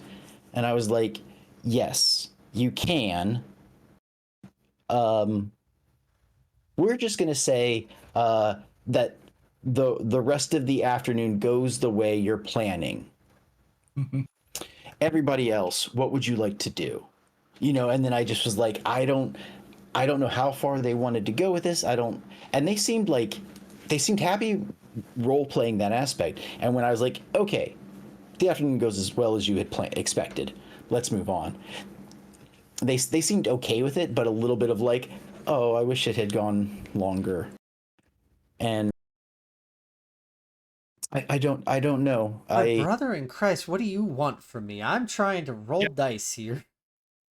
Yeah, and I'm like, in my head, it's like, I don't want to ruin the role play fun of it, but nobody else is getting to do anything. It's just continuously like. But also at like this point, they're kind of like, hey, put on this outfit for me and kind of pucker your lips a little bit. It's like, I'm not your real doll, man. I'm trying to play D&D here. Yeah, I got a whole story. You're gonna fight stuff, not make love to stuff. You can do that. We're not gonna talk about it actively. Your DM is not your kink dispenser. Yeah. Please, I don't know who needs to know that. Oh my god. I don't know who needs to know that. Yeah. That's not. They can be. Mm-hmm. You gotta ask. Consent. Maybe. Consent. Yes, 100%. Could be. You need to. That's fine. There are so many tools these days that make this so much better when it comes to X cards and ticking boxes of things that are okay with all the players in the campaign. It's like, what content are you okay with? What content are you not okay with? What is a phobia or some sort of trigger that makes that you don't want me to even look at in the first place? And there's so many great tools online. Please, folks, go look them up. They are worth your time. They are super worth it. And also, like, I was thinking, if someone wanted to do, they wanted sort of a more, we'll say, adult themed, right? I mean, D&D is you kill monsters and what it is adult, but that side of it, break that up with the person running it beforehand. It takes courage, especially depending on how well you know the person, but be like, hey, what is this? Like, I'm making a bard, I'm making a rogue, I'm making anything that is on the sultry side or on the manipulative side. Can I can we do these things? Because then Where's my even if they, interspecies review splat book?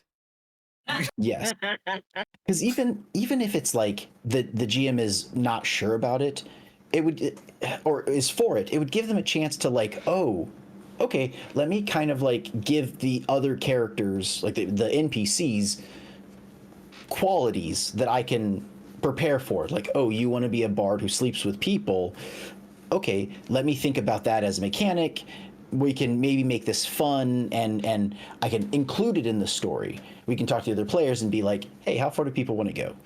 And if that's what you want, talk to the DM about it and see if they're willing to like go to a certain level. Don't just like no clue like, hey, can we role play some kinky stuff right now, surrounded by 4 of our other friends, for just an hour while they just sit there and stare at their soda. Yeah. Yeah, and while they watch. Like, no. Not chair DM. Yeah. No. Instead of armchair psychiatrist. No. Nice. I'm sorry. But yeah, it is surprisingly common. Like either they want to kill people or they want to have sex with people. With everything. That's it. And if it's both, that's really bad. Yeah, I haven't. My other story that I would tell is the opposite of that. The murder hobo that just won't stop. Oh, But we'll go. I know who that is. Yeah, like is it the murder hobo we're thinking about, Philip? It absolutely. I don't know. I don't know. We'll see. Ooh. Anyway. Yeah. I before I forget. Yeah. I do wanna. I'm gonna pull back a little bit because I have a much more poignant one that I forgot about. See, and this is why we're talking about this. I had the opposite experience. I was basically playing. It was 1v or 1-on-1, not 1v1. Star Wars campaign thing, but it was mostly just like a few little sessions here and there with a very close friend of mine, and it was a very long time ago. No one any of you know. And it was something where I was playing basically a Jedi adept who was trying to infiltrate a Sith's emplacement, him trying to train up people, and I became his apprentice. And then basically he sent like a person to be managed for me, or like a manager for me. But then Gotcha. there was this thing where like my character was trying to keep their Jedi purity and all this stuff, and so it was like a pseudo corruption element to it, and it got to a really uncomfortable place where it was basically, I can't even believe I forgot this one, but it just flashed back to me. It was essentially the Sith Lord was like, well, now you need to essay this character. And I was just like, well, and I did all the standard, well, I'm going to tell him that I do it and then I don't. He can read your mind.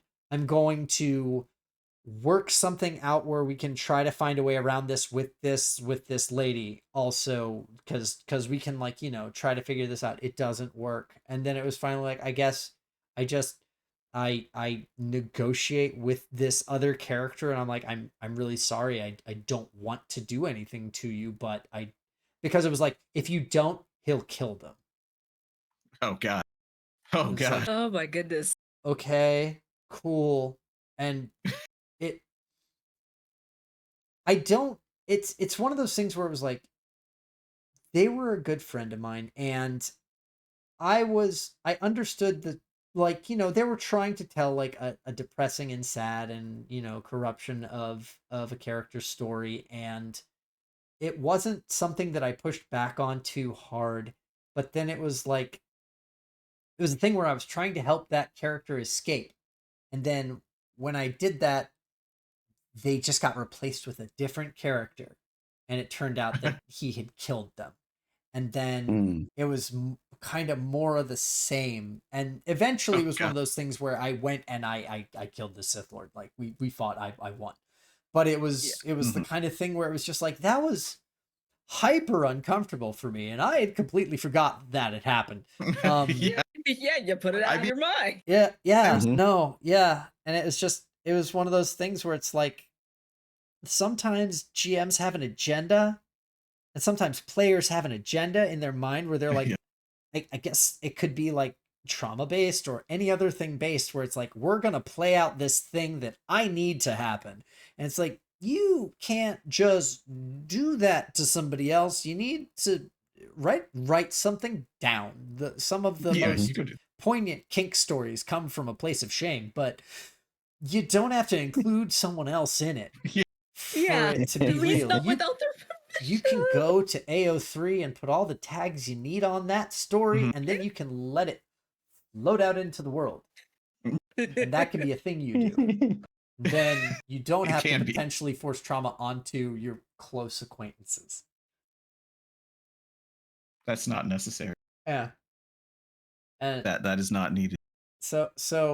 much in the same vein of like, just like the GM forcing that sort of thing on you, the player, and your character. It's just like that. Oh boy, Mm. Mm-hmm. Oh yeah. we were Oh, yeah. kids. It was Yeah, probably trauma processing of some kind or another. sure. But it, oh Yeah. boy, Yeah, we don't. Oh my But goodness. hey, on a positive note, it gets better. Like you can find good tables. yeah, It's true. Like yeah, you'll it'll suck, and it's one of those things where people have to sort of learn to say like, okay, this isn't what I Yeah. want. This I don't have to put up with it here just because I want the D&D, or I want to role play my character. I have to deal with this person staring at my feet, right? Like it's not. You can tell no, and there are other groups. The Yeah. beauty of the online world now, Yeah. you There can are find so more many groups. other groups. yeah, Yeah. yeah. There is so much gaming going on. I do have to ask, Charles and Denitra, why didn't y'all just leave the group? If you don't mind Like me I said, I asking. wanted to. I remember because I was like, yeah, it's 12 hours and it's okay. Like D&D is cool. I'll play it. And then after that first one, I was like, are you okay with this sheet thing? I've never heard of that. And she's like, yeah, it's fine. I don't want to speak for you, but you said earlier because I was in school, she was not. Yeah, I was living with Charles. Yeah. I wasn't in school, but I had moved out to Arizona with Charles. So Yeah. It was a little loneliness, maybe. it probably was. It was the only like You get the only show in town kind of feel. Mhm. yeah, I mean, I had other friends like on campus, but just the one who was also Charles's friend. Mhm. Was Yeah. this feet one, or was this No, trauma to no, the blunt force No. one, or no. In fact, Wasn't playing. huh? They weren't playing. Yeah, the guy that was my friend, he wasn't playing, and Legendary. he in fact he warned me Yep. about the feet guy. Legendary. He's like, don't hang out and he was trying to be Yep. he was trying to be tactful, and he was trying to, because first he was trying to like, so this man, the feet guy was very obese, and he's like, look, just don't drive with him by yourself, and I'm like, Yeah. it's a car, and I wasn't putting two and two together. Yeah. And he wasn't saying what he needed to say for me to Right. get it. At that age. Yeah, and like I said, it was, as far as I was concerned, I was like, I've heard so many rumors of girlfriends ruining the table, girlfriends being bored and not liking, and I was, even though that this shitty shit was happening, I was like, if we leave this game, that's what they're gonna think. so And there was a twinge Mhm. of fight backitude to it. Mm-hmm. yeah, so I just just dealt with it. I grinned and bare it. I drank that castor oil. Yeah, because I was like, I don't need to do this for 12 hours. Like, yeah, I don't have a lot going on because we didn't have any money. But I could just play Diablo 2 for 12 hours. Hell yes. Like, I could just do that. And I was Ugh. going to do that. Like, Yeah. I'm like, I The don't have amount to of play this. LAN partying I did.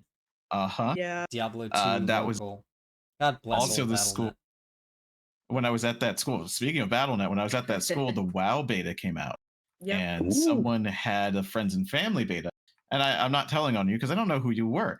But they left their computer on at all times in the commons. So if you knew, you would go to that computer and you would play our comrade, Orc Warlock. Right? So we were all leveling an Orc Warlock through classic, well, through the original. I'm going to go OG, not classic. It wasn't Yep. classic. It was just The WoW. beta. Yeah. And we got to like the blasted lands, like 55-ish, which must have been obscene for whoever was looking at the data of the beta test to be like, this person has never stopped playing almost. Like, Did a he queue would form? log in. Was there somebody Yeah. waiting for secondsies? Did you put a quarter on the thing? Yes, you did. Yeah. Yep, you did. You literally were like, Yes. I'm up next. I got to go to Wow. class. I'm up next. Yeah, okay, well, this is what I was doing. Eventually, we would leave notes to each You other. were on the literally computer. Gardenia from .hack, but from a crowdsourced perspective. Yeah. Yeah. So, there was some other good stuff we could have done. This friend of ours was cool. He was into Armored Core and things. I could have played that for 12 hours. Yeah. Right. But yeah, It's a I good think game. it was from what I remember, I kept going, yeah, we don't need to, because that's kind of shitty of them. And she was very much not about quitting that because of what it would seem like. And also because she's like, you're having fun. And I'm like, yeah. Sometimes when there's combat, sure. When everybody's not being a shitlord, yeah, there's some fun to be had. But they also invited me to, and this is no joke, they would play for 12 hours. They would sleep for 4 and then play a 12-hour vampire game. Yeah. The most of them. Yeah, and because we were technically invited to that too, and Yeah. this was like the first time I firmly was like, no. Yeah. And I'm like, I don't want to play another game with. Nah, so that glad I ain't did. it. That ain't the one. Yeah. I can only imagine. You don't- Oh my You don't got God. that dog in you. No, I can only imagine. And I What? never even heard of like vampire at the time, and like I said, because of all this mess, I was like, maybe this isn't for me. I had a bad impression of vampire to start, so I went, oh no, I'm not playing that with you. Do you I'm not now have playing a that good with you. impression of vampire?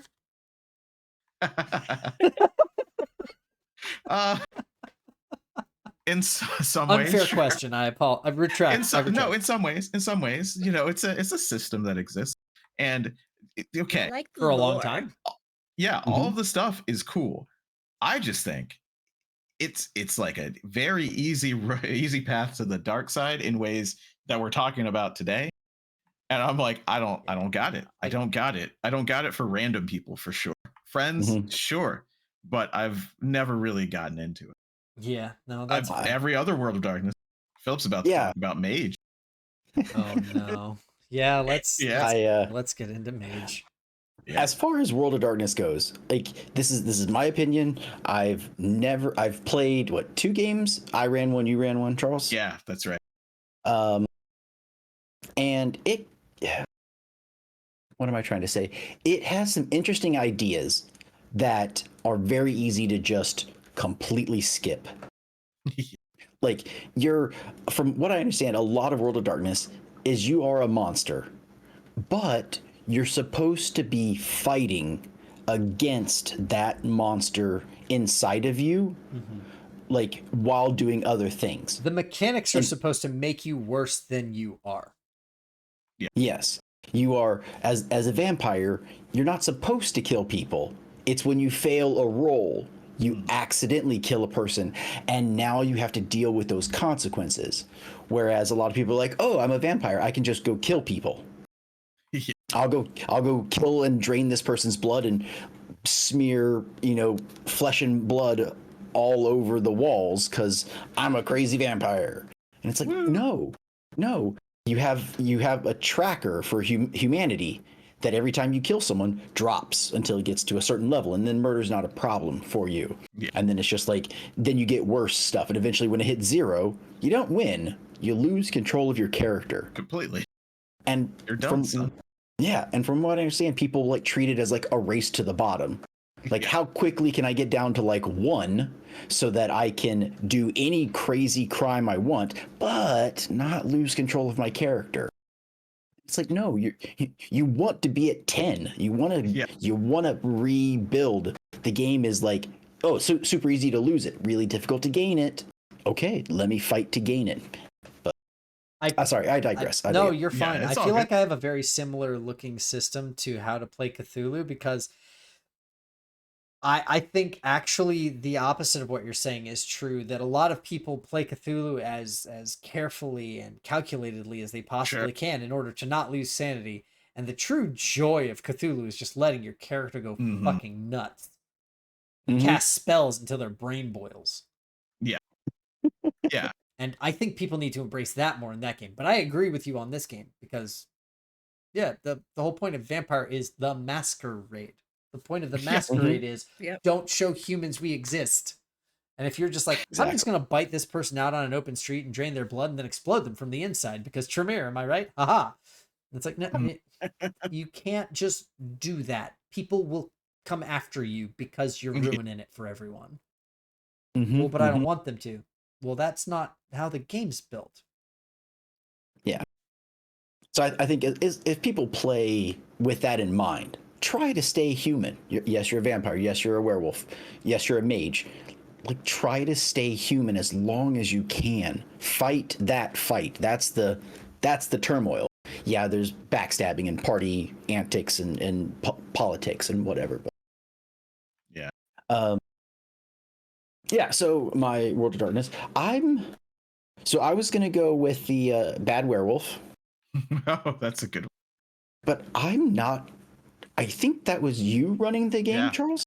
It was me running. Yeah, I mean, yeah, you go ahead though. Okay, so we had a friend. We were playing a vampire game, and there was 3 of us total, and you were running. We're playing a mage game, right? Because you had like gone to Stanford and you had like whatever, and our other friend, and so this was they wanted to play a werewolf. Yes, correct. It was a mage game, and they were like, I want to be a werewolf. We're like, that's not how this works. Like, you don't trust us. You would kill us. The apocalypse, a different game. Yes, and we would. Like, there's some conflict. Like mages and werewolves have this thing where they don't like each other, and one would probably kill the other, just on general principles. I feel like werewolves have that with just about every single fucking faction that are not werewolves. Most things. I think. So we were like, okay, we can work through this. Like, that's gonna be weird, and then just they wanted to play very like edgy, like. We're like, me and the other guy who were mages, we look at this guy and we're like, I can read your aura. You're not a mage. Like, what are you? And he's like, not gonna tell you. He's like, what are you talking about? We're a team. Like, we have to go do this thing. Why will you not tell us what you are? And he wanted to keep it a secret. He's like, I'll tell you when you're dead. Which is like, okay. All right. I like look at my character sheet and I'm like, I've picked a death mage. Level 1, I can kill myself. Just straight up think a thought, I die. Not unconscious, not anything. I straight dead. I will decompose as the day goes on, like full on dead. And then there's a code word or a trigger that undoes the death, and I slowly come back from it. And so I'm like, okay. And I think I just like write a note to Charles. Yep. And I'm like, I slide it across like with the name of the spell and what it does. And Charles is like, and what the trigger condition is to come back up to life. And Charles is like, okay. His character dies. Straight up dies in front of you. And of course, the guy's like, well, that can't be. This is some kind of trick. And he's like, no, he's dead. You could no pulse. And the guy is like, well, I'm not saying anything. I'm not going to do this. And he like doesn't want to play along to the thing he just said, right? Yeah. And so he basically says something to my character, just like, I don't believe you, or get up, or whatever. And so that the trigger was, as soon as he talks, I come back to life so that I can hear what he tells me his answer is of what kind of a creature he is. Good It was a good plan. And he was like, no, like I'm not doing that. So I come, and so then we like, okay, fine. Yeah. And then we keep going, we keep playing for a little while. We have to go drive somewhere, and the guy wants to take his car, and we're like, well, you have a hot rod. We need a like undercover, like just a old car that'll blend in. He's like, no, we're taking my car. I was like, no, take my car. And he goes like, no, flips my car onto its roof. We're not taking your car. What? Like, okay. And we argue, like, us as people are arguing, like, why are you what is going on? What are you doing? So we do, and we take his car, we go someplace. He's like, it's a hot rod, I'm gonna go as fast as I can. So Charles has a cop pull us over. Mm-hmm. Yep. Yeah, because that's what happens. And we're like, that's what happens, right? Like, okay, Also there's some stolen consequence. car. Oh, it was stolen? I don't even remember that. So yeah, we have to deal with that. Well, this guy's a werewolf.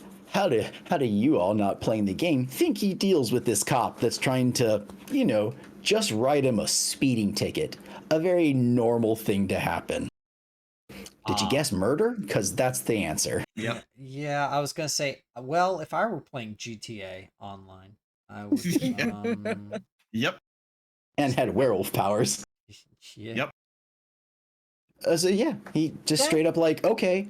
The guy goes back to his car. He's like, well, I guess he's like, it's a stolen car. I can't let him see this. He gets out of the player gets out of the car, runs over the cop, like, what are you doing? Gets out, and he just mauls him to death as a werewolf. Yep. That's Well, when now we you know learn, what he is. Yeah. That's where we learn what he is.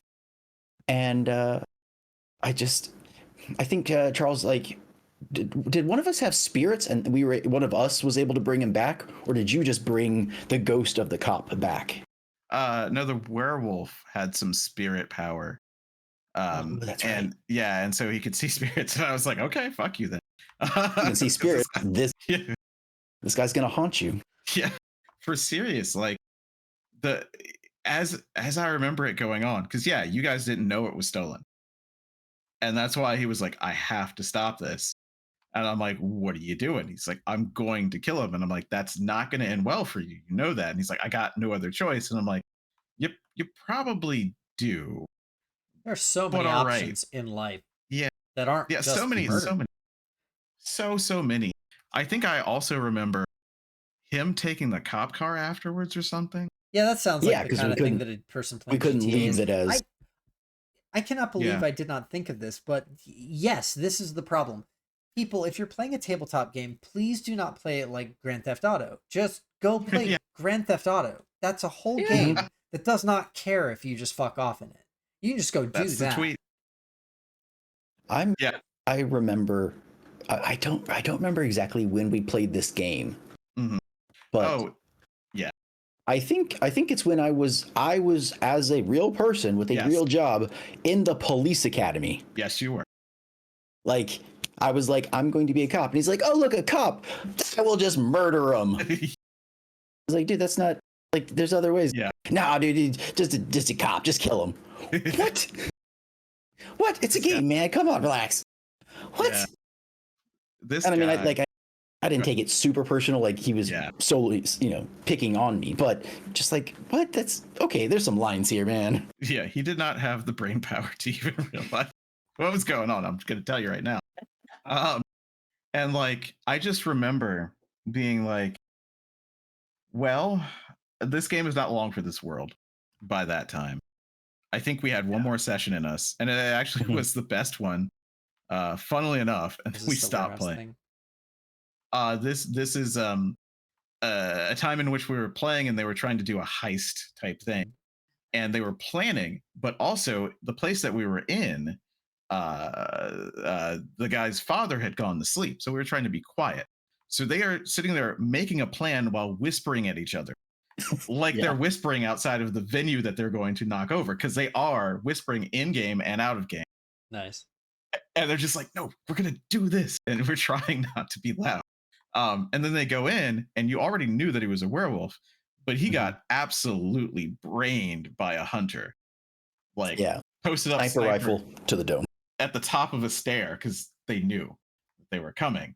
Just gets shot, and he rages out, and that's when both mages are like, oh no, oh no. So they close the door because he was the first one to go in. And I remember you reinforced it, one of you who had matter, and then you also made it transparent.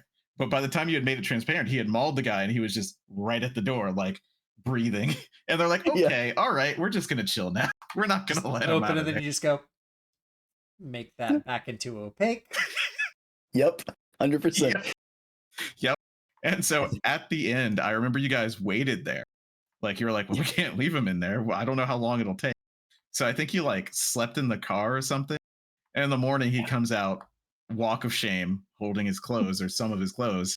And he just sits in the car and he's like, yeah, so that happened. Yeah. Everybody in there is dead. I don't remember. Yeah. It was your first time ever running a World of Darkness, Yeah. having no idea what a werewolf can do. And No. he rolled. Like, it wasn't like we just said, okay, you kill everything. Like, he rolled. He and murdered just them. As those people were trying to murder him, and he just murdered them first. Oh, yeah. Yeah. Like 1v4. The three of us, the as I two of us recall, outside were just like, werewolf "Yeah, we're good." Regen is nuts. It's just that the mechanics say if you get to a certain point, you don't really get to choose things anymore. You just you do stuff. Yeah. And that sniper shot took him to that point exactly. Like, he would have been dead in anything else, but the beast within was like, oh no, like Hulk level, like, oh, you're dead? No, you're not. I got this fixed, buddy. Don't worry. So I get to play now? Good. Yeah. It was a mixed bag. Like, I tried to salvage that. I tried too hard to salvage it, honestly, just because he was kind of the guy who was around and wasn't doing very well in school. And I was like, okay, as long as no one really is like, I will not play this with this guy. So that's a mistake in my case, and it definitely has happened.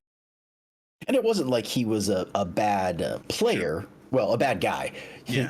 His idea for what his character should do was, I think, a little too much GTA and not enough World of Darkness. Yeah, because we worked together to try and tell the story that he was trying to tell, but then he just never tried to execute it. I'm like, there's a reason for a lot of this, but you're forgetting to do it because in the moment it's GTA. And I'm like, remember what we talked about? Do you remember this character? Sometimes he couldn't remember the character's name. Wow. Like his own name. It's on your sheet in the same place it's been. So top corner. Yeah, just read it. Yeah, just read it, man. So yeah, that was definitely a mistake on my part. And it was in fact a truly cursed story. He was cursed with lycanthropy. He was. He was. But it was a good story. Like, the way you started it, like, not trying to for having never run it before, I thought it was an amazing start. It was super fun to run. That's because you and the other guy were really into it. That always like seems trying to to be do the way of magic that we things. don't really understand, but we don't want to go too far because we think there's bad things about it, so we gotta pull back. And and you have a werewolf that you have to try and corral by using magic. Yep. Yeah. A time. Ugh. A time. That seems to always be like the. I remember a phrase, what you allow will continue. Yes. Yep. Okay. Yeah. Yep. And I think it's very, very poignant for like a lot of these stories, because it's always one of those things where it's like, you always try to figure out, well, in the moment, why was I not just like, okay, we need to stop and talk for a second. Mm-hmm. And one of the things you could say is because the prevalent mental state of the era that we started playing tabletop in was, hey, we're all cool here, okay? And everything that we're doing is the right thing, and everybody else everywhere else tells us how to do what we want to do, but here we're kings, or however you want to see it. And a little bit of the Wang Rod defense. yeah, That's what my character would do. Yeah, I absolutely love the Wangrod defense of, well, I have no actual compunction or control over the character that I've made and built. And it's like, you do, and are a full ass adult. You. Yeah. I can see sometimes if you have a specific type of character that you've built and they come up against an archetype of another type, like, okay, yes, you have said that you're a rogue who is a criminal, and part of your backstory is I will never go back to jail. And now the captain of the guard is coming at you. Okay, maybe now you're going to get a little violent when you as a player, like, killing him's not a good idea for us, but my character would. And that's be like, okay, hey, everybody else, like, help. You guys have got to step in against my character. Yeah. Like, as a player, be like, hey, guys, my character, like, you got to help stop me. Like, I'm not going to go as full bore to try and kill this guy, but he's going to make some bad decisions here. Like, I don't want to do this, and play it real slow so they can stop you, or something like that. If it really, really fits. Yeah. But not just like, oh yeah, he's a rogue, I can steal this stuff from the shop. Like, if it can create drama and everybody's cool with it, do it. Freaking do it. Yes, great. Awesome. You messed up. Well, since you told the werewolf, unless Denitra or James, do you want to go? Denitra hasn't gone in a bit, so if she's got one in the chamber, I'd like to. I think she's looking at her notes. I was just, well, Charles, I was just that one of yours. I was just gonna co-sign on that one. Oh no, is this the one the that worst I know? one? Yeah, the worst. Not the worst one. Not the worst content, but the worst because this, like, the werewolf one, everybody was still kind of okay with, and no one told me, hey, I cannot do this, right? No one, even though we didn't have the X heart, no one did it. Now, we did get close because you were exasperated with it, right? Because it's just stupid what he was. But this one was literally two people hating each other in real life before I realized that they did. I thought it was all bants, man. It was just bants, mate. Just bants. It probably was bans at one point. It started that way. It started that way, but unfortunately, one of those people was a narcissist and could not lose. Yeah. So, how to begin this? Okay, so this game started because Denitra was in a roommate situation that didn't go well. Yeah. And one person moved away in the middle of the night, and they realized that the electricity bill had not been paid for a while. There are multiple reasons for that. Not just the person who moved out, but another bad portion of this story, another kind of combatant in this story was also just not doing what they were supposed to do with that money. So power went out. Look at it, it's a very large bill. So we're dating. I'm living separate because we had just come back from that Arizona trip, living stay. And, I'm living with my mom at the time, trying to get back into school. So she goes, hey, this is what happened. And I'm like, that sucks. Well, you can come here anytime you want, that's cool. Like, you need a hot shower, right? You need this sort of stuff. That's fine. That's a-okay. We'll figure it out. It's a lot of money for right now, but it won't be forever. I was working at the grocery store, so it's not like I could have taken Oh care no, of that would it. have been a month and a half wait. Easy with paying nothing else. So I was like, no, it's okay. Here's what we'll do. I'll run D&D for you guys, the last remnants of the roommates, right? And another friend. Because I think that'd be fun, and we could play it by candlelight, and it'd be cool because I have the books. And it was cool. Like, we literally played by candlelight. I mean, there were flashlights, but we played by candlelight. It was fun. So we started a game, and it was still 3.5 because nothing else had come out yet. And anyway, there are some characters here, and I will introduce them as their archetypes. So we have a, and I will identify at least two of them because two of them are here right now. So we have Philip here, who is a wizard.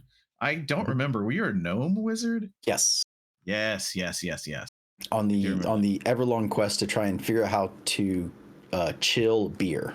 Yes. Yep. We had hot Yep. mead and hot beer. I was gonna figure out a way to cool it down. That was Yep. my. I feel like this is a through line for you with a particular dwarf that you may or may not play currently on this channel. You Who's to always say? you just need to Uh-huh. make drinks cold, huh? Uh-huh. Hey, it's an important question. It is Mhm. the question of our age if we were in that age. Um, so then there's also Denitra here, who was playing a Half elf Uh, sword. Shadow yeah, Dancer, I yeah? think you were playing the Blade Dancer again. I Oh. don't remember. Yeah. Yes, I was. It Or was some sort of gish, for sure. I think wait. you all it died on a wasn't. boat at the end of this one too, didn't you? Oh my god! Yeah. Just keep dying on boats. Spoilers. But yeah, keep. Yeah. So she was a haughty character, noble, who Shocking. was kidnapped by the other two characters. I'm gonna try so hard. This is gonna be hard to not name, Just but I will do. say, just say Cat and Tora. It's fine. I'm not even gonna do that. I'm just gonna go the pirate captain, Okay. who was the pirate captain, and the first mate, who was a first mate. So the pirate captain is a human, swashbuckler, big for their britches. Everybody loves them, or so they. The first mate is a monk who helps out, who is a were tiger. Now, yes, I said that correctly because they really, really wanted to do it, and they were there without electricity as well. And I went, I mean, that's fine, that's strong, but I can deal with that because I had a little bit of experience under my belt by that time. I'm like, okay, I can do that. Did you do the class level adjustment thing?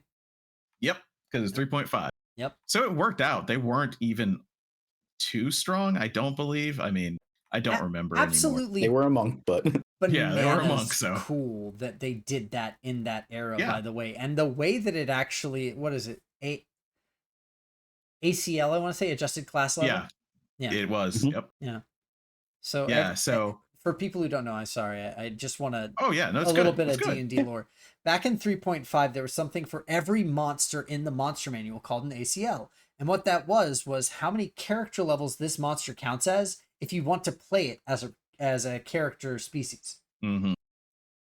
So you would basically, if you were in a level 7 campaign, you could pick something that was an ACL 6, and you could have one character class level. And Yep. you would be equivalent level 7. Mm-hmm.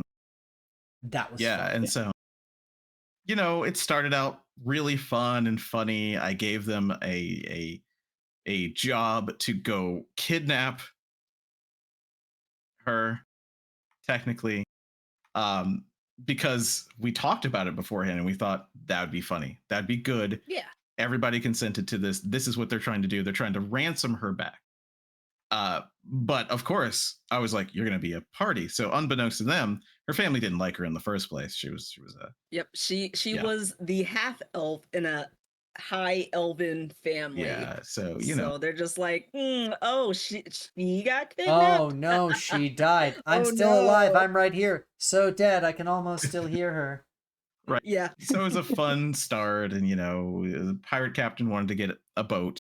Didn't really have a great one. We adventure for a lot of levels, and then I believe, Philip, you joined, right? yeah, I joined mid game. Yeah. So a lot of hilarity ensues, fun times up until a specific moment. Because so these two, the pirate captain and the first mate, fought in a funny way at the beginning, and Yeah. in real life they fought in a funny way in the beginning, and then it just progressively got worse. But to my mind, they hadn't really changed. They've been this way the whole time. Well, Yeah. it boiled over in the game, which it often does. So kind of watch that. Yeah. If you see these signs, that's your sign. They're red flags. Yeah. So in a battle. It's a tough one. It's a toughie. Um, both the pirate captain and Denitra's character get knocked out. Yep. Right? They win. The first mate is like, well, they've been circling each other for a while. Hey, wizard, you want to help me play a prank? I don't remember what your response was. I was like, I don't know. I'm not. I think I was like, maybe. What do you have in mind? Yes. Right? Like, Yeah. okay. But the thing is like, it wasn't just like, hey, like, oh, they're unconscious. You know, it was like we were in the middle of a battle and 2 people Yeah. died. We need to get the hell out of here. Yes. And so like the first mate picked up, fireman carried both of them, and Yeah. we ran for our lives. Yep. And then we needed to play. We got to a town, and that's when he was like, "Oh, you want to play a prank on them?" And I was like, "I don't know, but are they cool with it?" Yeah, they'll find it hilarious. Yeah. Okay. So the idea started with just leaving them in various states of, let's say, disrobing in the same bed together. Yeah. Because that would be funny. And everybody consented to that. Yeah, That'd be funny. It was a 80s level prank, Yeah. if you know what I No mean. problem. Yeah, an No 80s problem. level John Hughes. John Hughes prank that nobody looks back on and just cringes slightly. Yeah. So it's like, okay, everybody's consenting. This is great. This is truly fine. All right. So let me just interject. So yeah, the characters had been like flirting with each other and whatnot, and you would think that the first mate was doing the captain a solid because the 2 of them were not, together, and they were doing a Hannah and Leia kind of thing. Yeah. Will they? Won't they? Yeah. And So you would think it would be like, all right, haha, put them, Uh-huh. because then subsequently the characters did end up hooking up, which is what makes the next part of this story so confounding to me. It doesn't make any sense because when the pirate captain wakes up, so they had done a lot of stuff. You guys were like you're in the teens of levels, I think. Yeah. Something like think that. so. Early teens. Yeah. I could cast teleport. Yeah. So you were at least Oh, yeah. 12. Yeah. Yeah. So it was like you had done some 13 favors at for least, I a think. minor god. Yeah. They'd done some favors for a minor god. The pirate captain had a god favor. And we talked about it. He's like, I want a flying ship. I want to convert my ship into a flying one. I'm like, yeah, we can do that, bro. Let's do that. Let's figure it out. The god will get you to there, but you're still going to need money. You're still going to need resources, but they can help you make this work. No problem. I love the idea. Well, instead of that, when the pirate captain came to, there must have been a joke that I didn't hear that didn't land because I don't know why it went off so wild so immediately. And I think the first thing that happens is the pirate captain goes, all right, that's it. My god favors to send the 2 of you, because I know the 2 of you did this, the wizard and the first mate, to the plane of pandemonium for 24 hours. Now, that's a D&D place. It is a bad place. Yeah, It's a very bad place. You don't one of the necessarily main live the features. 24 there. You definitely don't. So at that level, I was like, you want to use it. And I think that I can make this work. Yeah, I think I can make this work. All right, sure, okay. Well, you guys, you're going to have to, because let me explain the plane of pandemonium. There's wind. There's a lot of wind. It's not It great makes wind. a horrible noise. It can flay the flesh from your bones. Mm-hmm. They end up there, but they're strong enough to survive. They are, right? As long as nothing horrible happens. Like, they would have to really fail some stuff. They find their way, they survive, they're there. I have to roll random encounters. And everybody's like, yep. Yep, okay. That seems normal, right? Let's go. Yeah. Let's cross our fingers. And they get like a white dragon. Yep. Sick. Yeah, like of equivalent level to them. And they win. You guys win that fucking battle. It was a thing because we had just finished the battle, so like as a wizard, I didn't have a full spell component. The first mate had already used some of their abilities in that fight. Knock down, drag out, and you guys won. And I was like, well, everything you get is yours, right? Pirate Captain sent you there. Could have been bad. All that stuff is yours. So Philip, I think you had a bag of holding, and what did you take? So I bent the rules a little, and I just walked the bag of holding over the entire white dragon. You know, for spell component. Yeah, for spell components, right? Like, I'll take the white dragon. Like, we'll just shove it in this bag, and then when we get out of here, because we didn't know how long we were going to be there, because we didn't hear for 24 hours. We just are in this place, and we're like, hopefully we'll get out somehow. Maybe this dragon will help us. Mm-hmm. So yeah, Charles let me bend the rules a little bit, and we fit an entire white dragon in a bag of holding. Yep. I was like, you got a bad run of things. I'll give you those spell components because it's just money. Honestly, what are you going to do with it? It's just money. Anyway, we'll come back to that. So you win. White dragons you get frost, popped right? back. Neat. Mm-hmm. Yeah. So they pop back. And so that was an escalation. That was a big escalation from prank to sending to the plane of pandemonium. Yeah. But it sounds like there's still a level of consent at the table? Yes, there was at that point in time. Okay. I do believe. It was a dumb thing for the pirate captain to have done. But I think everyone knew to trust me that I wasn't just going to kill everyone. I feel. Yeah. And so when you came back, you had more things. And the first mate is incensed. But well, he didn't even have a problem. Yeah. It was fun. So my character, when we got back, I was like, okay, my character is mad that he got sent to this. And there is a way that I know that the pirate captain did this. I don't remember what it is now, but I knew that. And so from a splat book that, shall not be named again, I had a cantrip because originally in 3.5, all cantrips. Yep. There's one called Pillatory, which just makes you lose all of your hair. So if you wanted to be, the pirate captain loved his hat. He had a very nice swashbuckler hat and everything. So I made him lose all of his hair, and now his hat won't fit on his head correctly. And that is my revenge for him for sent to another dimension and almost dying. Yeah. You lose your hair. Yeah. And that was still consented to. Yeah.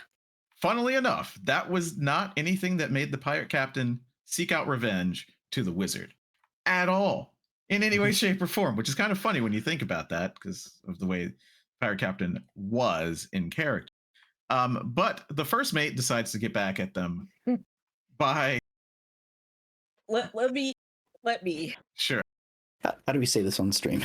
Yeah, that's why I was going to do it. But Content you warning can do it. again, by the way. I know this story. Yeah.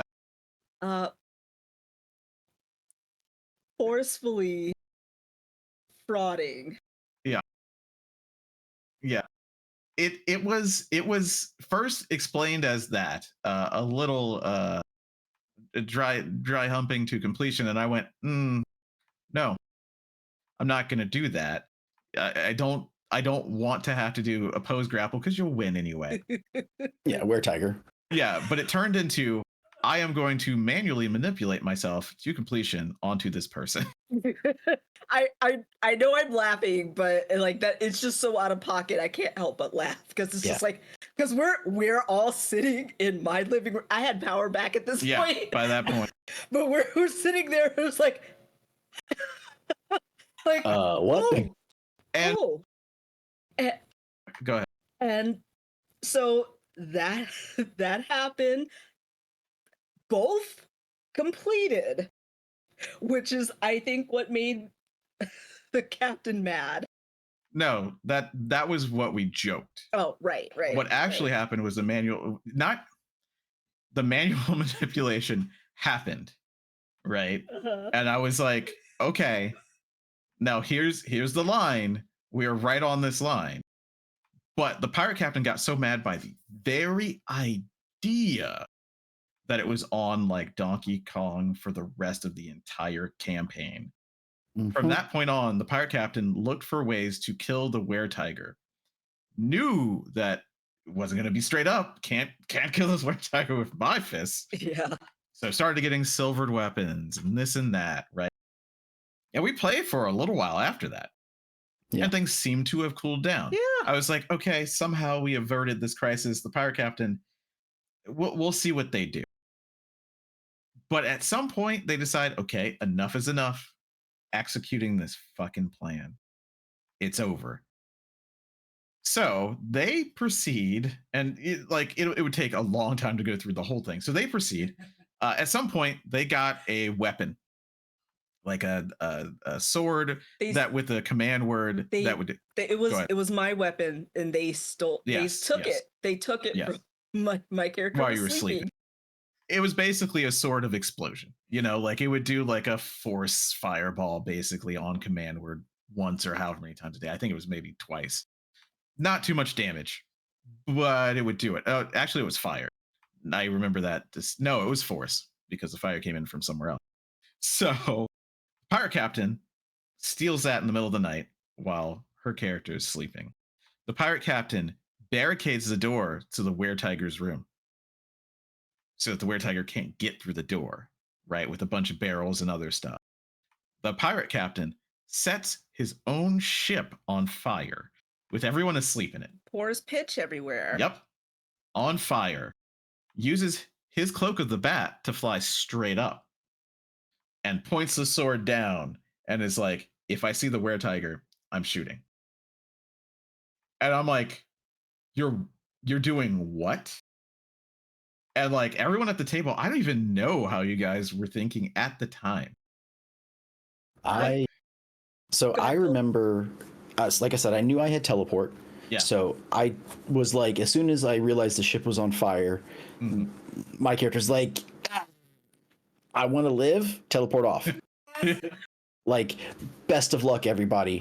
And then we had a contingency plan from the session previous. Yes. So we were kind of letting it play out. Yeah, we were like, okay, how is this fight going to go down? Like, what happens? So it was sort of like a contingency plan. I had, as the guy who lived, I had a contingency plan. So it's like, oh, okay. But yeah, go ahead. Yeah, so Philip had a contingency plan. I believe, Demetri, your character woke up without the sword and tried to leave the ship. Yep. And drowned because once the were-tiger, showed his face and ship got a new hole in it. Yeah, like since my character had just woken up, there was now, an explosion, fire, water, and she drowned. I failed my rolls. I drowned. Yeah. And since it was like a force, it also destroyed the water, which created a giant pocket and water cavity. Yeah. That's why I drowned. I was like, oh, because you can't exactly swim out of that. Right. And I kind of knew what was going to happen, and I wanted to work through this fucking aggression in some way. And I figured, all right, well, it's fine because I know what's going to happen at the end. And a couple of us had agreed to it, including the pirate captain. Because they were like, okay. They knew that there was a contingency if he decided to do something stupid. So he decided to do something stupid, I think is what it really was. And so pirate captain shoots the weapon. The thing that he didn't remember is that it had a kiss curse, the curse. It knocks you back. He's flying in the air with the cloak of the bat. He loses control. He crashes into the water. He drowns too. Yeah, that cloak's really heavy at that in water. Yeah. 10 feet from the shore. Yeah, he tried. He died of exhaustion. The were-tiger just ate it. There's nothing that you could do. Like it was aimed at you, then you fell in the water. There's just, you're gonna drown too. That's it. Yes, you're a were-tiger, but cats drown. Yeah, they don't like the water. So all of that went down as Philip's character teleported away and enacted the contingency plan, which was I called Elminster. This is back when he was such a powerful god that if you said his name, he heard the 5 words either before it or after it. Yeah. And so I basically said, Elminster, I have a bargain for you, or I have a deal for you, something like that. Yeah. And so, of course, Elminster showed up, and I said, "Hello, sir. I have an entire, like, adult white dragon in this bag that I will trade you for a scroll of limited wish." And he agreed. And some negotiation. some if you wanted to know what negotiation. you're gonna do. Yeah. And some, He's like, like maybe you're not gonna go crazy with this. You're like Yeah. 3 people living. Yeah. So I read through the rules of what the wish spell could do, right? I read through it, and we exaggerated the time frame a little bit, but Yeah, sure. one of the catches is a wish spell can undo a critical failure. In the original fight against the giants that knocked out Denitra and the pirate captain had a critical failure and knocked himself out. Mhm. He dealt the 3.5. damage that took. Yeah. So he hurt himself. I undid that critical failure. Granted, it's supposed to be like within the turn or whatever, so that's the part we fake. But Elminster's that was a it. chill guy So- like that. He's a chill guy. Yeah. He's a chill guy. So Just give him some cheese. He's cool. Yeah. So everything rewound to the point just before the pirate captain KO'd himself and was like, "Okay, roll your attack against the giant. Don't kill yourself." That's exactly what was the next thing that happened. Yeah. So then we re-rolled it all the way back to that, and we won the fight. Yeah. Yep. We were able to. Denitra's character was able to be revived in the field. Whatever the giant was gone. Continued the story. Yeah. But it was not long for the world because Mhm. I thought that they had worked it out. However, they continued to get just worse with each other until they could not play together anymore. Yeah. And like, I think Some players Yeah. just shouldn't play with each other. It's Oh, fine. absolutely. They don't Yeah, have absolutely. to. You can. you don't have to. You can go. You can find Mhm. another group. It's okay. Yeah. It's okay. Yeah. It's all I right. think we got like what one session past that. Yeah. One. Just one. Yeah. And it because go ahead. Huh? I was just saying, go ahead. Oh, I was just gonna say that the pirate captain had started a fight In like real life. with either me or somebody else, probably Philip's wife in real life. So then that's what we had to focus on then. So So that was the end of that campaign. And somehow, some way, I am always reminded of this. Naruto came after. Mm-hmm. yeah. So they were still With able to play together. Both just of them in it. because I'll this be right back. this pirate captain was just very antagonistic with everyone, and everyone kind of knew it and just ignored it for a long time. Yeah. So it was like, okay, well, we could keep going, I guess. It's just like what you have options. Like the Yes, person you do. who's going to be mean, like if you take their bait of their assiness, then that's the whole visit. You're arguing, you're fighting. So it's just like, well, I guess I have to pretend that this doesn't suck so we can keep the peace so we Yeah. can, do all that. Like, Play the game that we want to play. yeah. Hang out in general. Yeah, and that is really what I learned from that. I think that in a table that was more healthy, it never would have happened in the first place. Yeah. Mhm. I really liked being able to undo it because it was only like a session or two that happened after, in between that and the killing, maybe 3, I want to say. Mhm. Yeah, it was real quick that once I had that white dragon and I was like, hey, could I do this? Like almost instantly after getting the white dragon, I was like, hey, Yeah. could I do this? So so that we can undo that. And the other 2 players knew that. So I Mhm. figured, okay, we'll run through this. We'll let them have their slight bit of PvP. But it did not fix the problem. Mhm. Indulging them does not fix the problem. It just doesn't. You can't fix it by indulging or appeasing. Mhm. You got to do something about it. That's exactly what I learned there. And I also learned to just be like, you can't play. You can't do this. You cannot do Mhm. this. There was I'm not. This is the whole story because I told a long one. The whole story about this one was I was running for 13 people, Pathfinder for 13 people in the same room, Pathfinder first edition, 13 people. I'm sorry. Because people at my college, when I went to the second one, were like, "Oh yeah, we've never played D&D, and we're in like a gaming school." And I'm like, "No, no, no, no." And first of all, there's not just D&D. Let's play some tabletop. And so I ran Pathfinder because it was a new hotness. But one of the players was cheating on her boyfriend, who was remoted into this game via Skype. All right. And they were canoodling under the table, so he couldn't see it. Wow. Literally. But I had no idea. It was right there in that other mage's house, by the way, Philip. Oh, really? In the room that we played in. Because remember, like I went to school with them. And so many people wanted to play. And then a few of them kept playing Pathfinder after that. That's when we had the Pathfinder game. Get less than 18 people, that's probably... Yeah. Yeah. But yeah, so that's some stories. I don't know what time it is. We're at 2.5. Yeah. Sure. I don't know. Any other pressing one? I do want to roll back to one of the people that I played with, that game I was telling you about, I'm gonna call him the problem GM. Okay. So the real problem about this GM was he wasn't always the GM, but he always wanted to be. So I have played with that person, run for that person, and also played alongside that person in no less than, I want to say, 7 campaigns. Over the course of almost 10-ish years now. And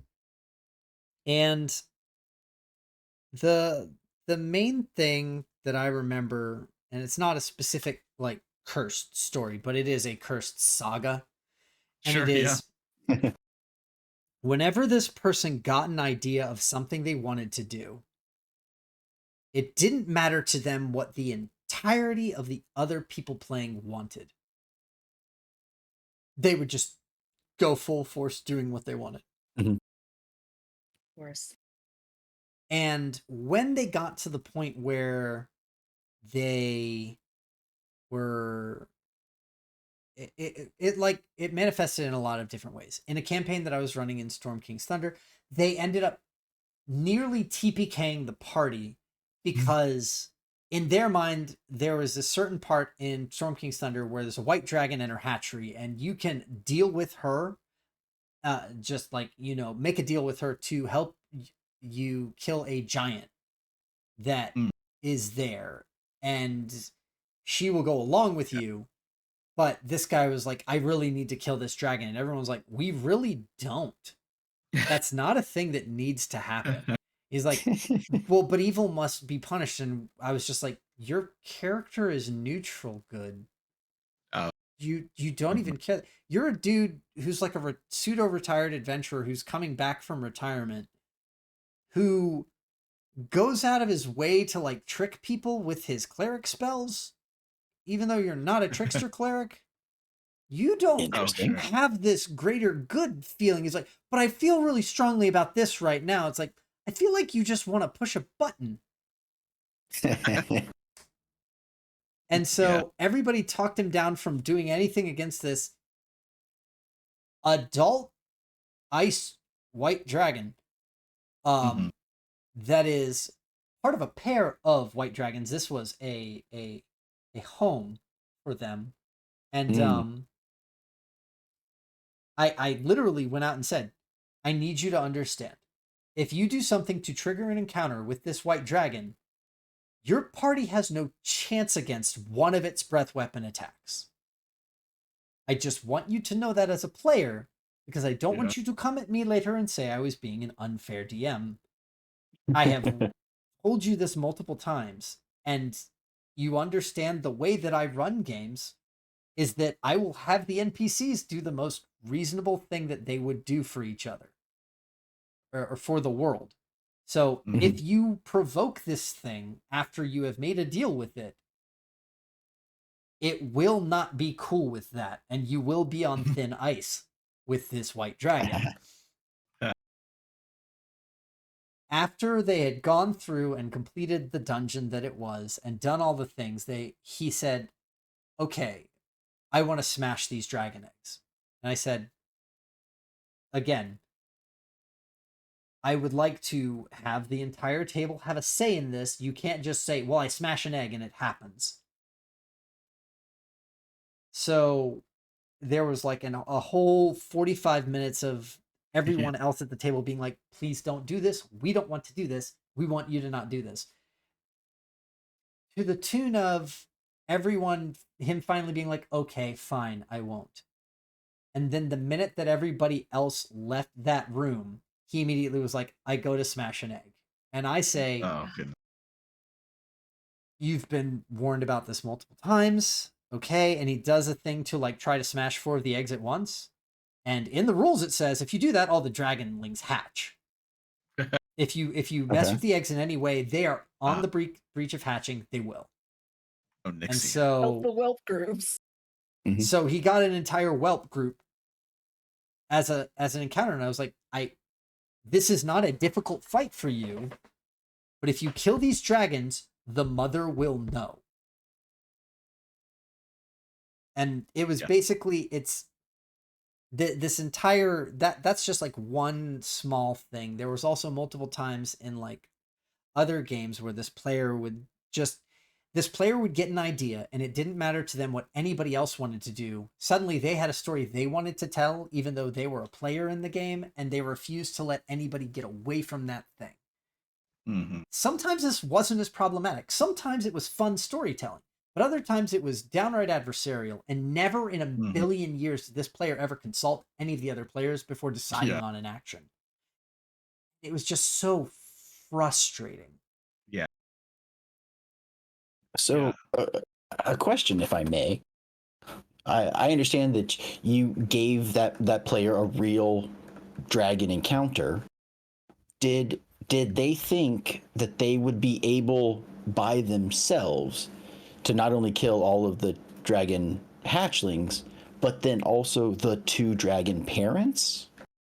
No, they thought they were going to get away after smashing all the dragon eggs. What actually ended up happening was they got to the point where there was 1 hatchling left, and they cast like a dominate type spell on that hatchling to have it go smash all the other eggs. Okay. Yeah, sounds like a min-maxer to me. And then they were like, surely the dragon won't know. And I let them know, yes, it will. And he's like, well, but the dragon smashed all the eggs and killed all them. It's like, this is an ancient creature with a hatchery of babies that it wanted to see to fruition. And the babies just randomly killed each other after the people who promised that they would do the thing to help the dragon out were in that area. Do you think you'd believe that story? He's like, yeah, definitely. I was like, no, you don't. No, you don't. I did some real shenanery to allow the players to live as the breath weapon was coming at their little flotilla to get the campaign to continue. But it was one of those things where it was like trying to rehabilitate an addict constantly while playing with this person. And the best part about it was the minute that they didn't have something that they wanted to tell as a story, they would just not show up for sessions. Wow. So as long as they didn't have an idea that they wanted, they just kind of wrote it off as, well, I don't have to be there. And the most frustrating thing was it was fun to work with that player to build a story. And if you actually got them on track, they were a great player. But it was like for a session and a half, and then then they're off the wagon again. Yeah, and so to the point where I just stopped writing hooks for them if they were ever in my stuff. I was like, I'll give you something that you can use, but it's not going to be contingent on the story because I can't trust you as a player. Yeah. Because you don't want to be a player. You just want to do something when you want to, and you don't want to actually interact with anybody else. They would constantly go and like talk to the GM in the other games to be like, I want to try to do this thing to get one over on the other player. And they would do that with me too. And I'd be like, do you want to go talk to them about it? And they're like, well, no, I want it to be a surprise. And it's like, that's not a surprise. It's adversarial. It's really rude. Yeah. And it could actually be something really cool if you just worked with them. And every single time that they actually end up working with the other player or working with me, the GM, to do something, it told an amazing story. And it was great.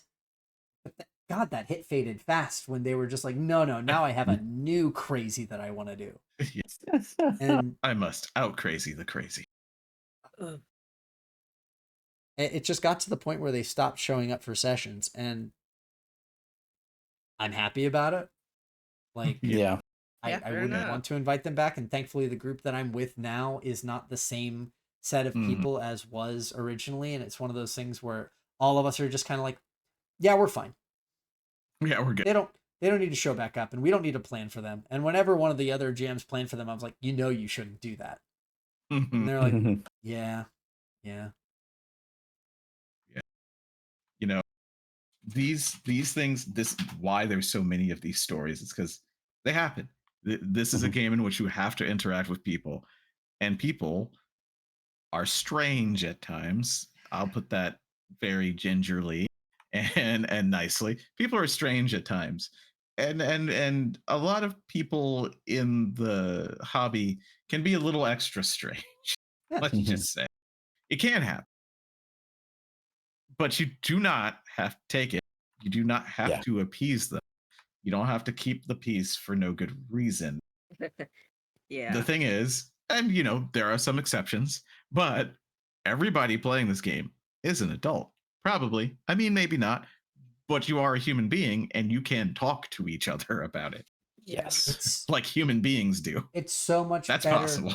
to write a story together than to just Together. expect to be able to do a thing and have it for shock value and fun and be like, haha, I'm being zany. It's like, you could be zany and build into other people's stuff. You could be zany. That'd be fun. And make it fun for everybody else to add in. And all it takes is communication. And that's the touchstone of this kind of stuff is communication is so key. Yeah. Indeed. For anybody who is hearing us and has never been in a bad game or is just starting out, right? Maybe you're still new to the whole tabletop scene and you're like, I want to play these games. I just need to find a group. If you run into these things, realize that they happen, but you don't have to stay with them, right? Yeah. Like if you see these red flags, there are enough other groups. You can either just jump ship, don't have to say a word, be like, hey, I'm busy, I won't be at the next game, and jump ship. Yeah. Right? Or talk to the person, be like, hey, last game, we started to go down this rabbit hole. We started to do this thing, and I don't like that. And then, maybe once one person says it, then whoever's running the game can be like, I thought it was a bit weird too. Or you can talk to another player that like, hey, I thought this was weird. What about you? And then once like 2 of you or 3 of you all agree that, oh yeah, that was weird. I just didn't say anything because nobody else did. So you could do that. And then you can, like, if 3 players are all like, hey, this 4th player is doing this thing, we don't like it. Okay, either the 4th person leaves or they correct their actions. You know what to look for. You have ways of sort of not having to go through the trauma that we have. Honestly, the group this group set that I'm with now is just so good at communication that whenever that player tried to pull his bullshit in games, they would basically just no-sell him the entire group and just say, that's not happening. Yeah. And I think that's that's what contributed to him finally being like, well, I don't want to play anymore then. Because basically he'd just be like, well, can I go this far? How about this far? Is this good? Trying to cross lines. Yeah. And it's just like, as long as the whole play group can just unify and say, no, that's not okay. And you can do that. You can absolutely just, if you are someone who's uncomfortable at the table, you can absolutely just out and say, hey, does anybody have a problem with this? Because I do. 100%. Feel free to A little speak up. scared. It But is you can do- scary. Yeah, just don't be like me. Don't if somebody serves you a bowl full of tacks and tells you it's cereal, you don't have to eat that shit. Mhm. I don't know where that came from, but no, still, I think it's appropriate. Mhm. Yeah. And I mean, Demetria, you're better at explaining, the aspect as from the female perspective. So big. Sorry, since- yeah. Yeah, it's, I don't know why D&D seems to be so male dominated, but Oh. you get some real creepy people. So for all the ladies who want to play, understand that this can happen and speak up for yourself, right? Yeah, don't Yeah. don't try to be the cool girl. If you're Yeah. uncomfortable, tell people you're uncomfortable. Say no. You're allowed to say no. The worst thing that's gonna happen is they're gonna call you a bitch anyway. Who cares? Who cares? Like, I'm gonna go off a little bit, but yeah, why did I care? Oh no, Oh, we lost her. we lost her. She froze. No. I know she's not back. She's like, wait, I froze. Yeah, you got too heated. Am I back? Oh, Well, there you go. You're back now. Whoa, you're good. You're good. You were on Who Cares? Who Cares? Oh, okay. Yeah, I was gonna say, who cares if like a bunch of stinky people, you know? Whoa, I just saw Some of the my, assholes have really good hygiene. You can't tell just by smell. I just want you all to know. Yeah, it's you can't smell it all the time, Yeah, you Yeah. can't smell it all especially the time. over the internet. You, Like, you that don't won't always work smell for the you. stink, but it's there. There aren't stink lines in real life. But yeah, Yeah. just don't put up with that. Yeah, it's funny in hindsight, but all the stories that we've told this evening, they shouldn't have happened. No. Like In any way, shape, or form. Like, Mhm. yeah, you get some of them, like the total party kill from the pirate captain. For a while, it's like, oh yeah, like that's a historic story, but it's not a good one. it's not a good Mhm. one. It's not and one to. It's not one that I wanted to have. I No know. way. But I would argue, because that particular those two particular people were causing, all sorts of social issues anyway. Like, I I can only, and I'm not speaking for either one of them. Like, I know one of them was going through like a rough time, and they thought that everybody hated them, and then proceeded to do things to make Make it us happen. hate them. Mhm. But that, and also, like, I just want to say, for other people who, like, just to reiterate, like what we were all talking about, they're collaborative stories, and everybody wants to be the main character sometimes, but you don't have to be the focus all the time. Yeah. Let somebody Mhm. share the spotlight. Like, you're an adventuring party. It's not Hero and the other fucks that I brought with me. Like, Yeah. And it makes It's no not damn sense to come into a group environment just to be like, but I want to be the one who's the only one who's doing anything here. It's like, you can play a video game, you can write a book, you can do any Yeah. other number of things. You can perform in front of an audience on a stage. Mhm. and if you want to have one-on-one role play, then you speak to the DM and you guys do that, like, on, Downtime. on your own time on Discord or something. Like, you can still have your grandiose adventure and more backstory, but do not trap everybody else at the table while you're having kinky fun times with the poor DM who's just like, why are you doing this right now? How do I escape this without seeming like an ass? Yeah. Be an ass, maybe. Be like, look, we're not. We're gonna cut this line right here.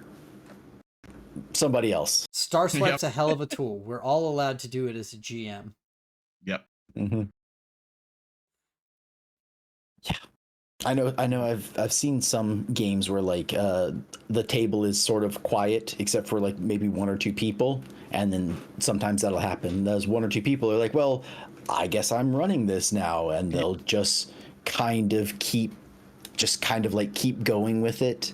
And everyone else is like, oh, well, I didn't have a better idea, so I just let them lead. Oh, I didn't have, yeah, it seems like a good plan. And it's like, no, what does your character want to do? Yeah. Even if they just want to say, like, hey, I don't think that's a good idea. Yeah. Like, just, speak up. Yeah. You can voice your objection. Yeah. And It's there are okay. so many tools. Please look online. Xcard, safety tools. I forget Mhm. the unified website, but there is one where you can just go and find Mhm. all sorts of session zero safety tools, explanations. Like you should not have to worry about being able to voice things in a group that is there specifically so that you can find your voice within a group of people. Like that's Mhm. Mm-hmm. That's bonkers. Don't Yeah. don't let it happen. Yeah, if you search Xcard, TTRPG, you will find that. If you search safety tools TTRPG, you will find them. I just did it. Like there's one, and I'll credit them just because it's a good collection of them. It's Golden Lasso Games. I don't know anything else about them. I just know that they have a safety tools page that has Xcard lines and veils. That's another good one. Yes. So yeah. So just super quick, lines are hard boundaries, right? Veils are softer limits where you're okay being included, but only if you don't go into explicit detail. It's So blurry. It doesn't get yeah, too honed in.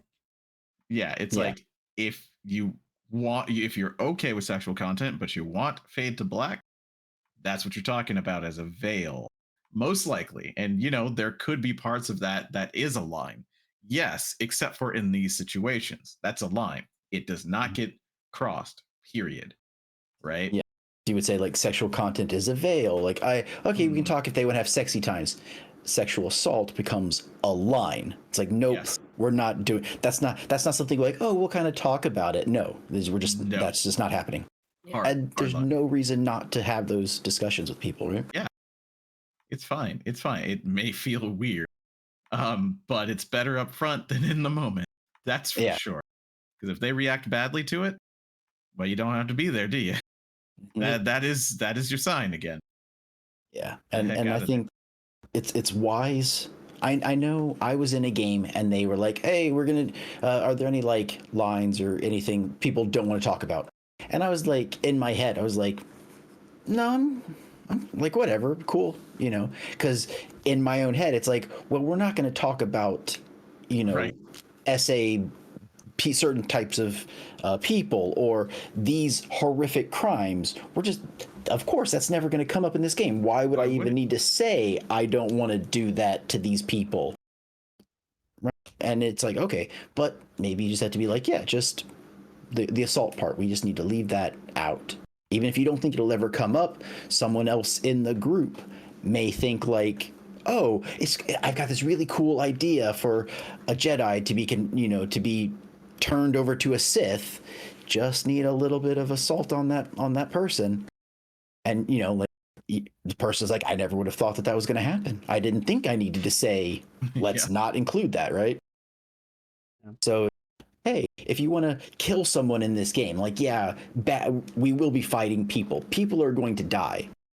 Let's not just kill innocent, random people on the street just because we can. I had a game where the players were all mages, and they were criminals who all got like recruited by a crime syndicate basically against their will.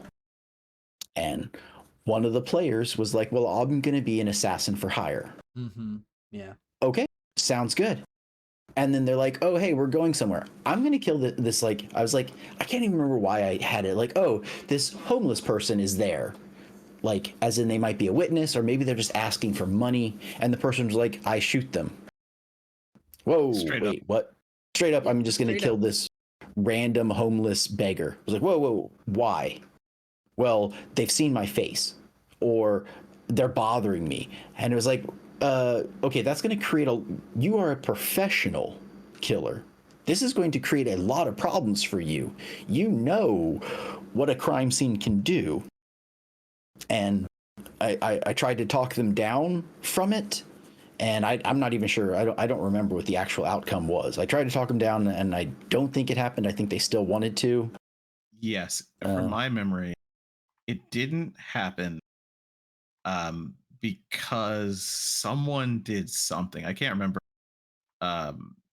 Like because we were mages, someone did something to make them go away and not either not remember or paid them enough to make them go away or something like that. But yeah, there was a lot of times where that particular player was like, well, I'm just gonna figure out a way to become a serial killer. That'll be Yeah. fun. Yeah, that's what they. Anytime we had downtime, they used it for murder hoboing or And this was murdering modern hobos. day.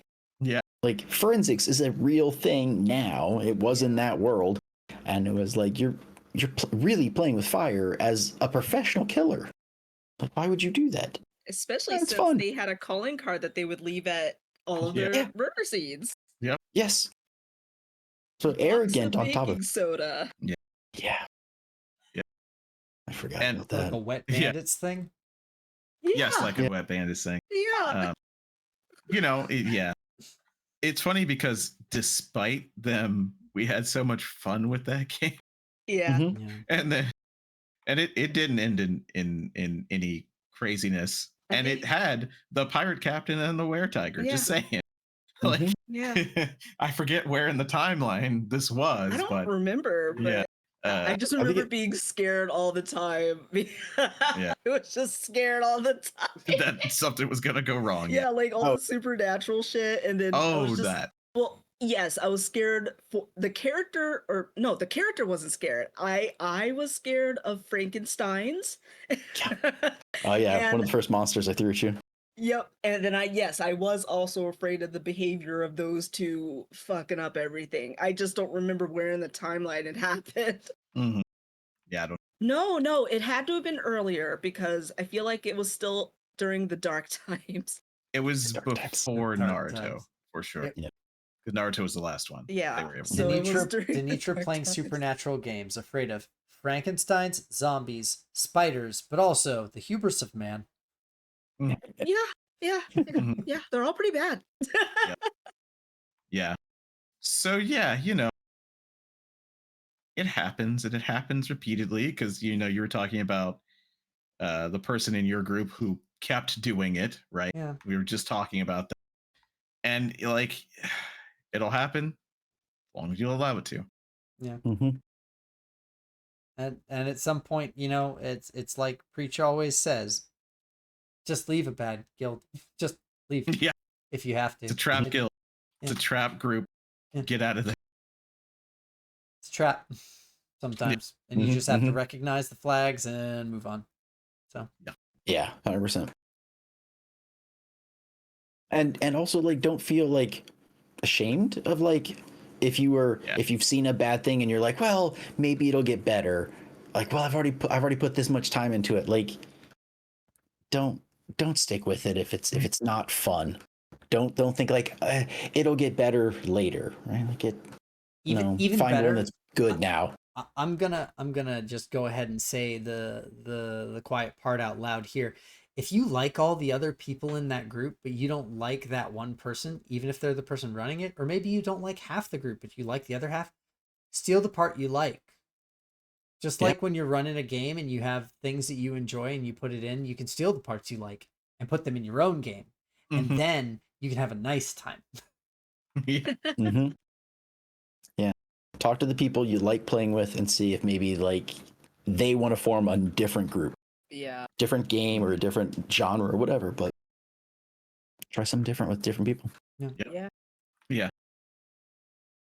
I don't know if you said talisman, but that would be that's the old school alternative. We can't play D&D. Get talisman. Don't do it. You'll hurt your back. There's a lot in that game. Also, you will lose your friends. Yeah. It turns out that nobody wants to just roll a d6 for 12 hours in a day, so I bit have outdated. had fun doing it, but I also have thought that people were going to literally end each other. yeah, murder each other, because Like that this can game. be a very Absolutely. PvP game given the proper Oh, circumstance. yes. I'm Oh, going to yeah. steal all your followers now. Why? because I want them, and it's the beneficial thing to do. You're weaker than me. I landed on you. We fight. Also, Enchantress. Yeah. Mine. it's like 200 different classes that game has. There used to only be 50. Okay. Oh man. Have you guys seen this? Hold on. Just real quick. Sure, yeah. Got Memory this from my lane. aunt and uncle. Yeah, right. Speaking of which, Good and bad, right? Oh, Oh, nice. first board Is that game I the ever original? played that was fantasy based. This is the original. Yeah. I do want to say it's Games Workshop, 1983. wow. Yeah. That's as release old of as I am.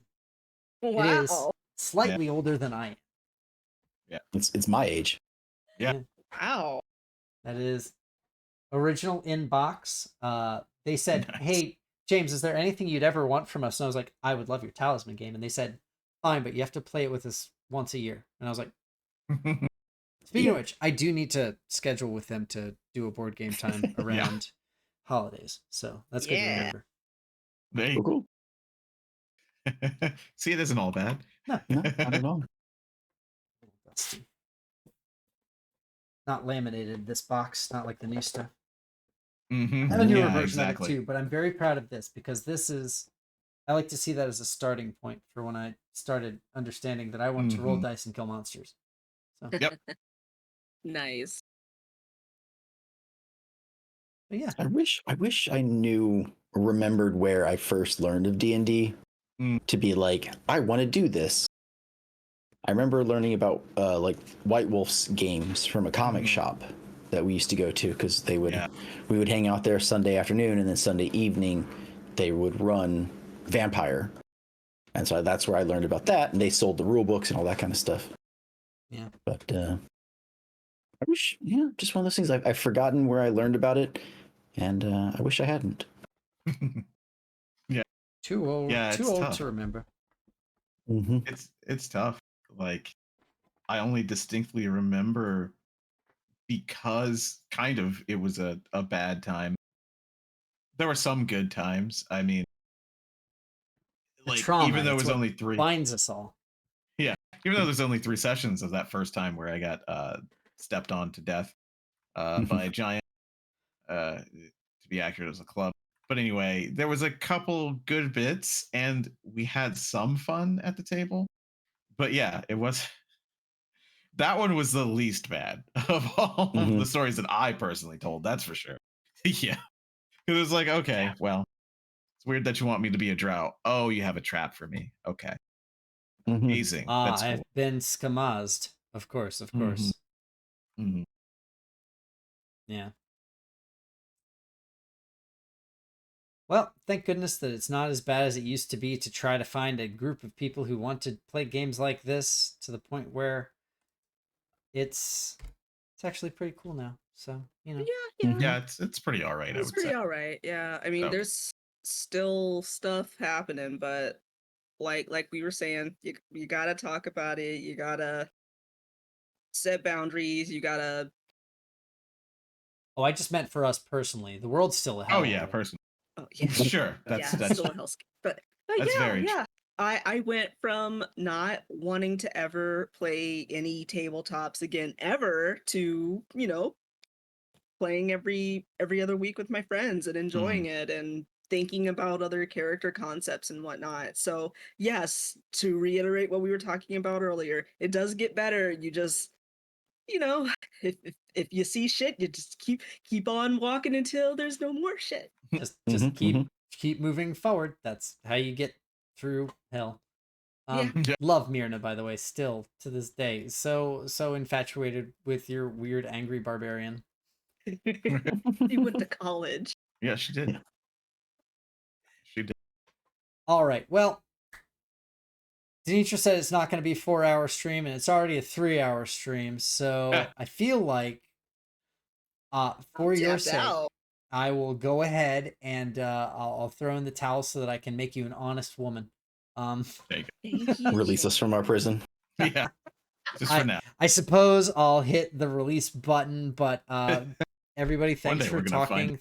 Thanks for sharing, and thanks for being here to listen to me talk too. I appreciate all the stories and all of the honesty. I know I've heard a few of these before. Obviously, Sure. we've been friends for a very long time, and some things I'm more than privy to. But it's always good. It's good to talk about these kinds of things, and I recommend talking about this sort of stuff with your friend groups if you get together and do that, because a good way to learn what your boundaries are is by sharing what was not okay. And that Mhm. also helps inform that for those other people so that they can know what's not okay. So, just communicate. Healthy communication, always great. Every time. 100%. 100%. And with that, I think we're going to go ahead and call it quitsies for tonight. It's pretty late, so I think we're going to sign off. I know that is there D and Diablo this weekend? I believe we have D and Diablo tomorrow. Yes. Yes. Okay, so D and Diablo will be tomorrow, and then next week there's going to be a Splinters of Faith on Friday, roughly same time slot as this. Correct. Yes. Yep. Same time, same channel, different day. Mhm. Okay, and I We should have am Splinters the 5th and the 20th. yeah, and I'm gonna double check to see that the date is not hilariously prohibitive in 2 weeks. September 27th. Do we have anything on that date? I will be flying home from that coast. Unfortunately, not seeing you, but I think I can make it. I don't know. Okay. Okay. I got to look at my itinerary because I just had to get it today. I So yeah, we'll talk about that. we can definitely talk it out. I think that if Think it maybe. is not Fabula, I will just finish out my timeline for talking about Magical Girl Sure. Sad Times and Oh finally yes. finish up on one of those two promises that I keep making Yeah. and falling through on. Yeah. So, with that, this is Plus One Shot channel. We are at twitch.tv/plus the word underscore one the number underscore shot the word on X Twitch X. We are at plus underscore one the number underscore shot the word.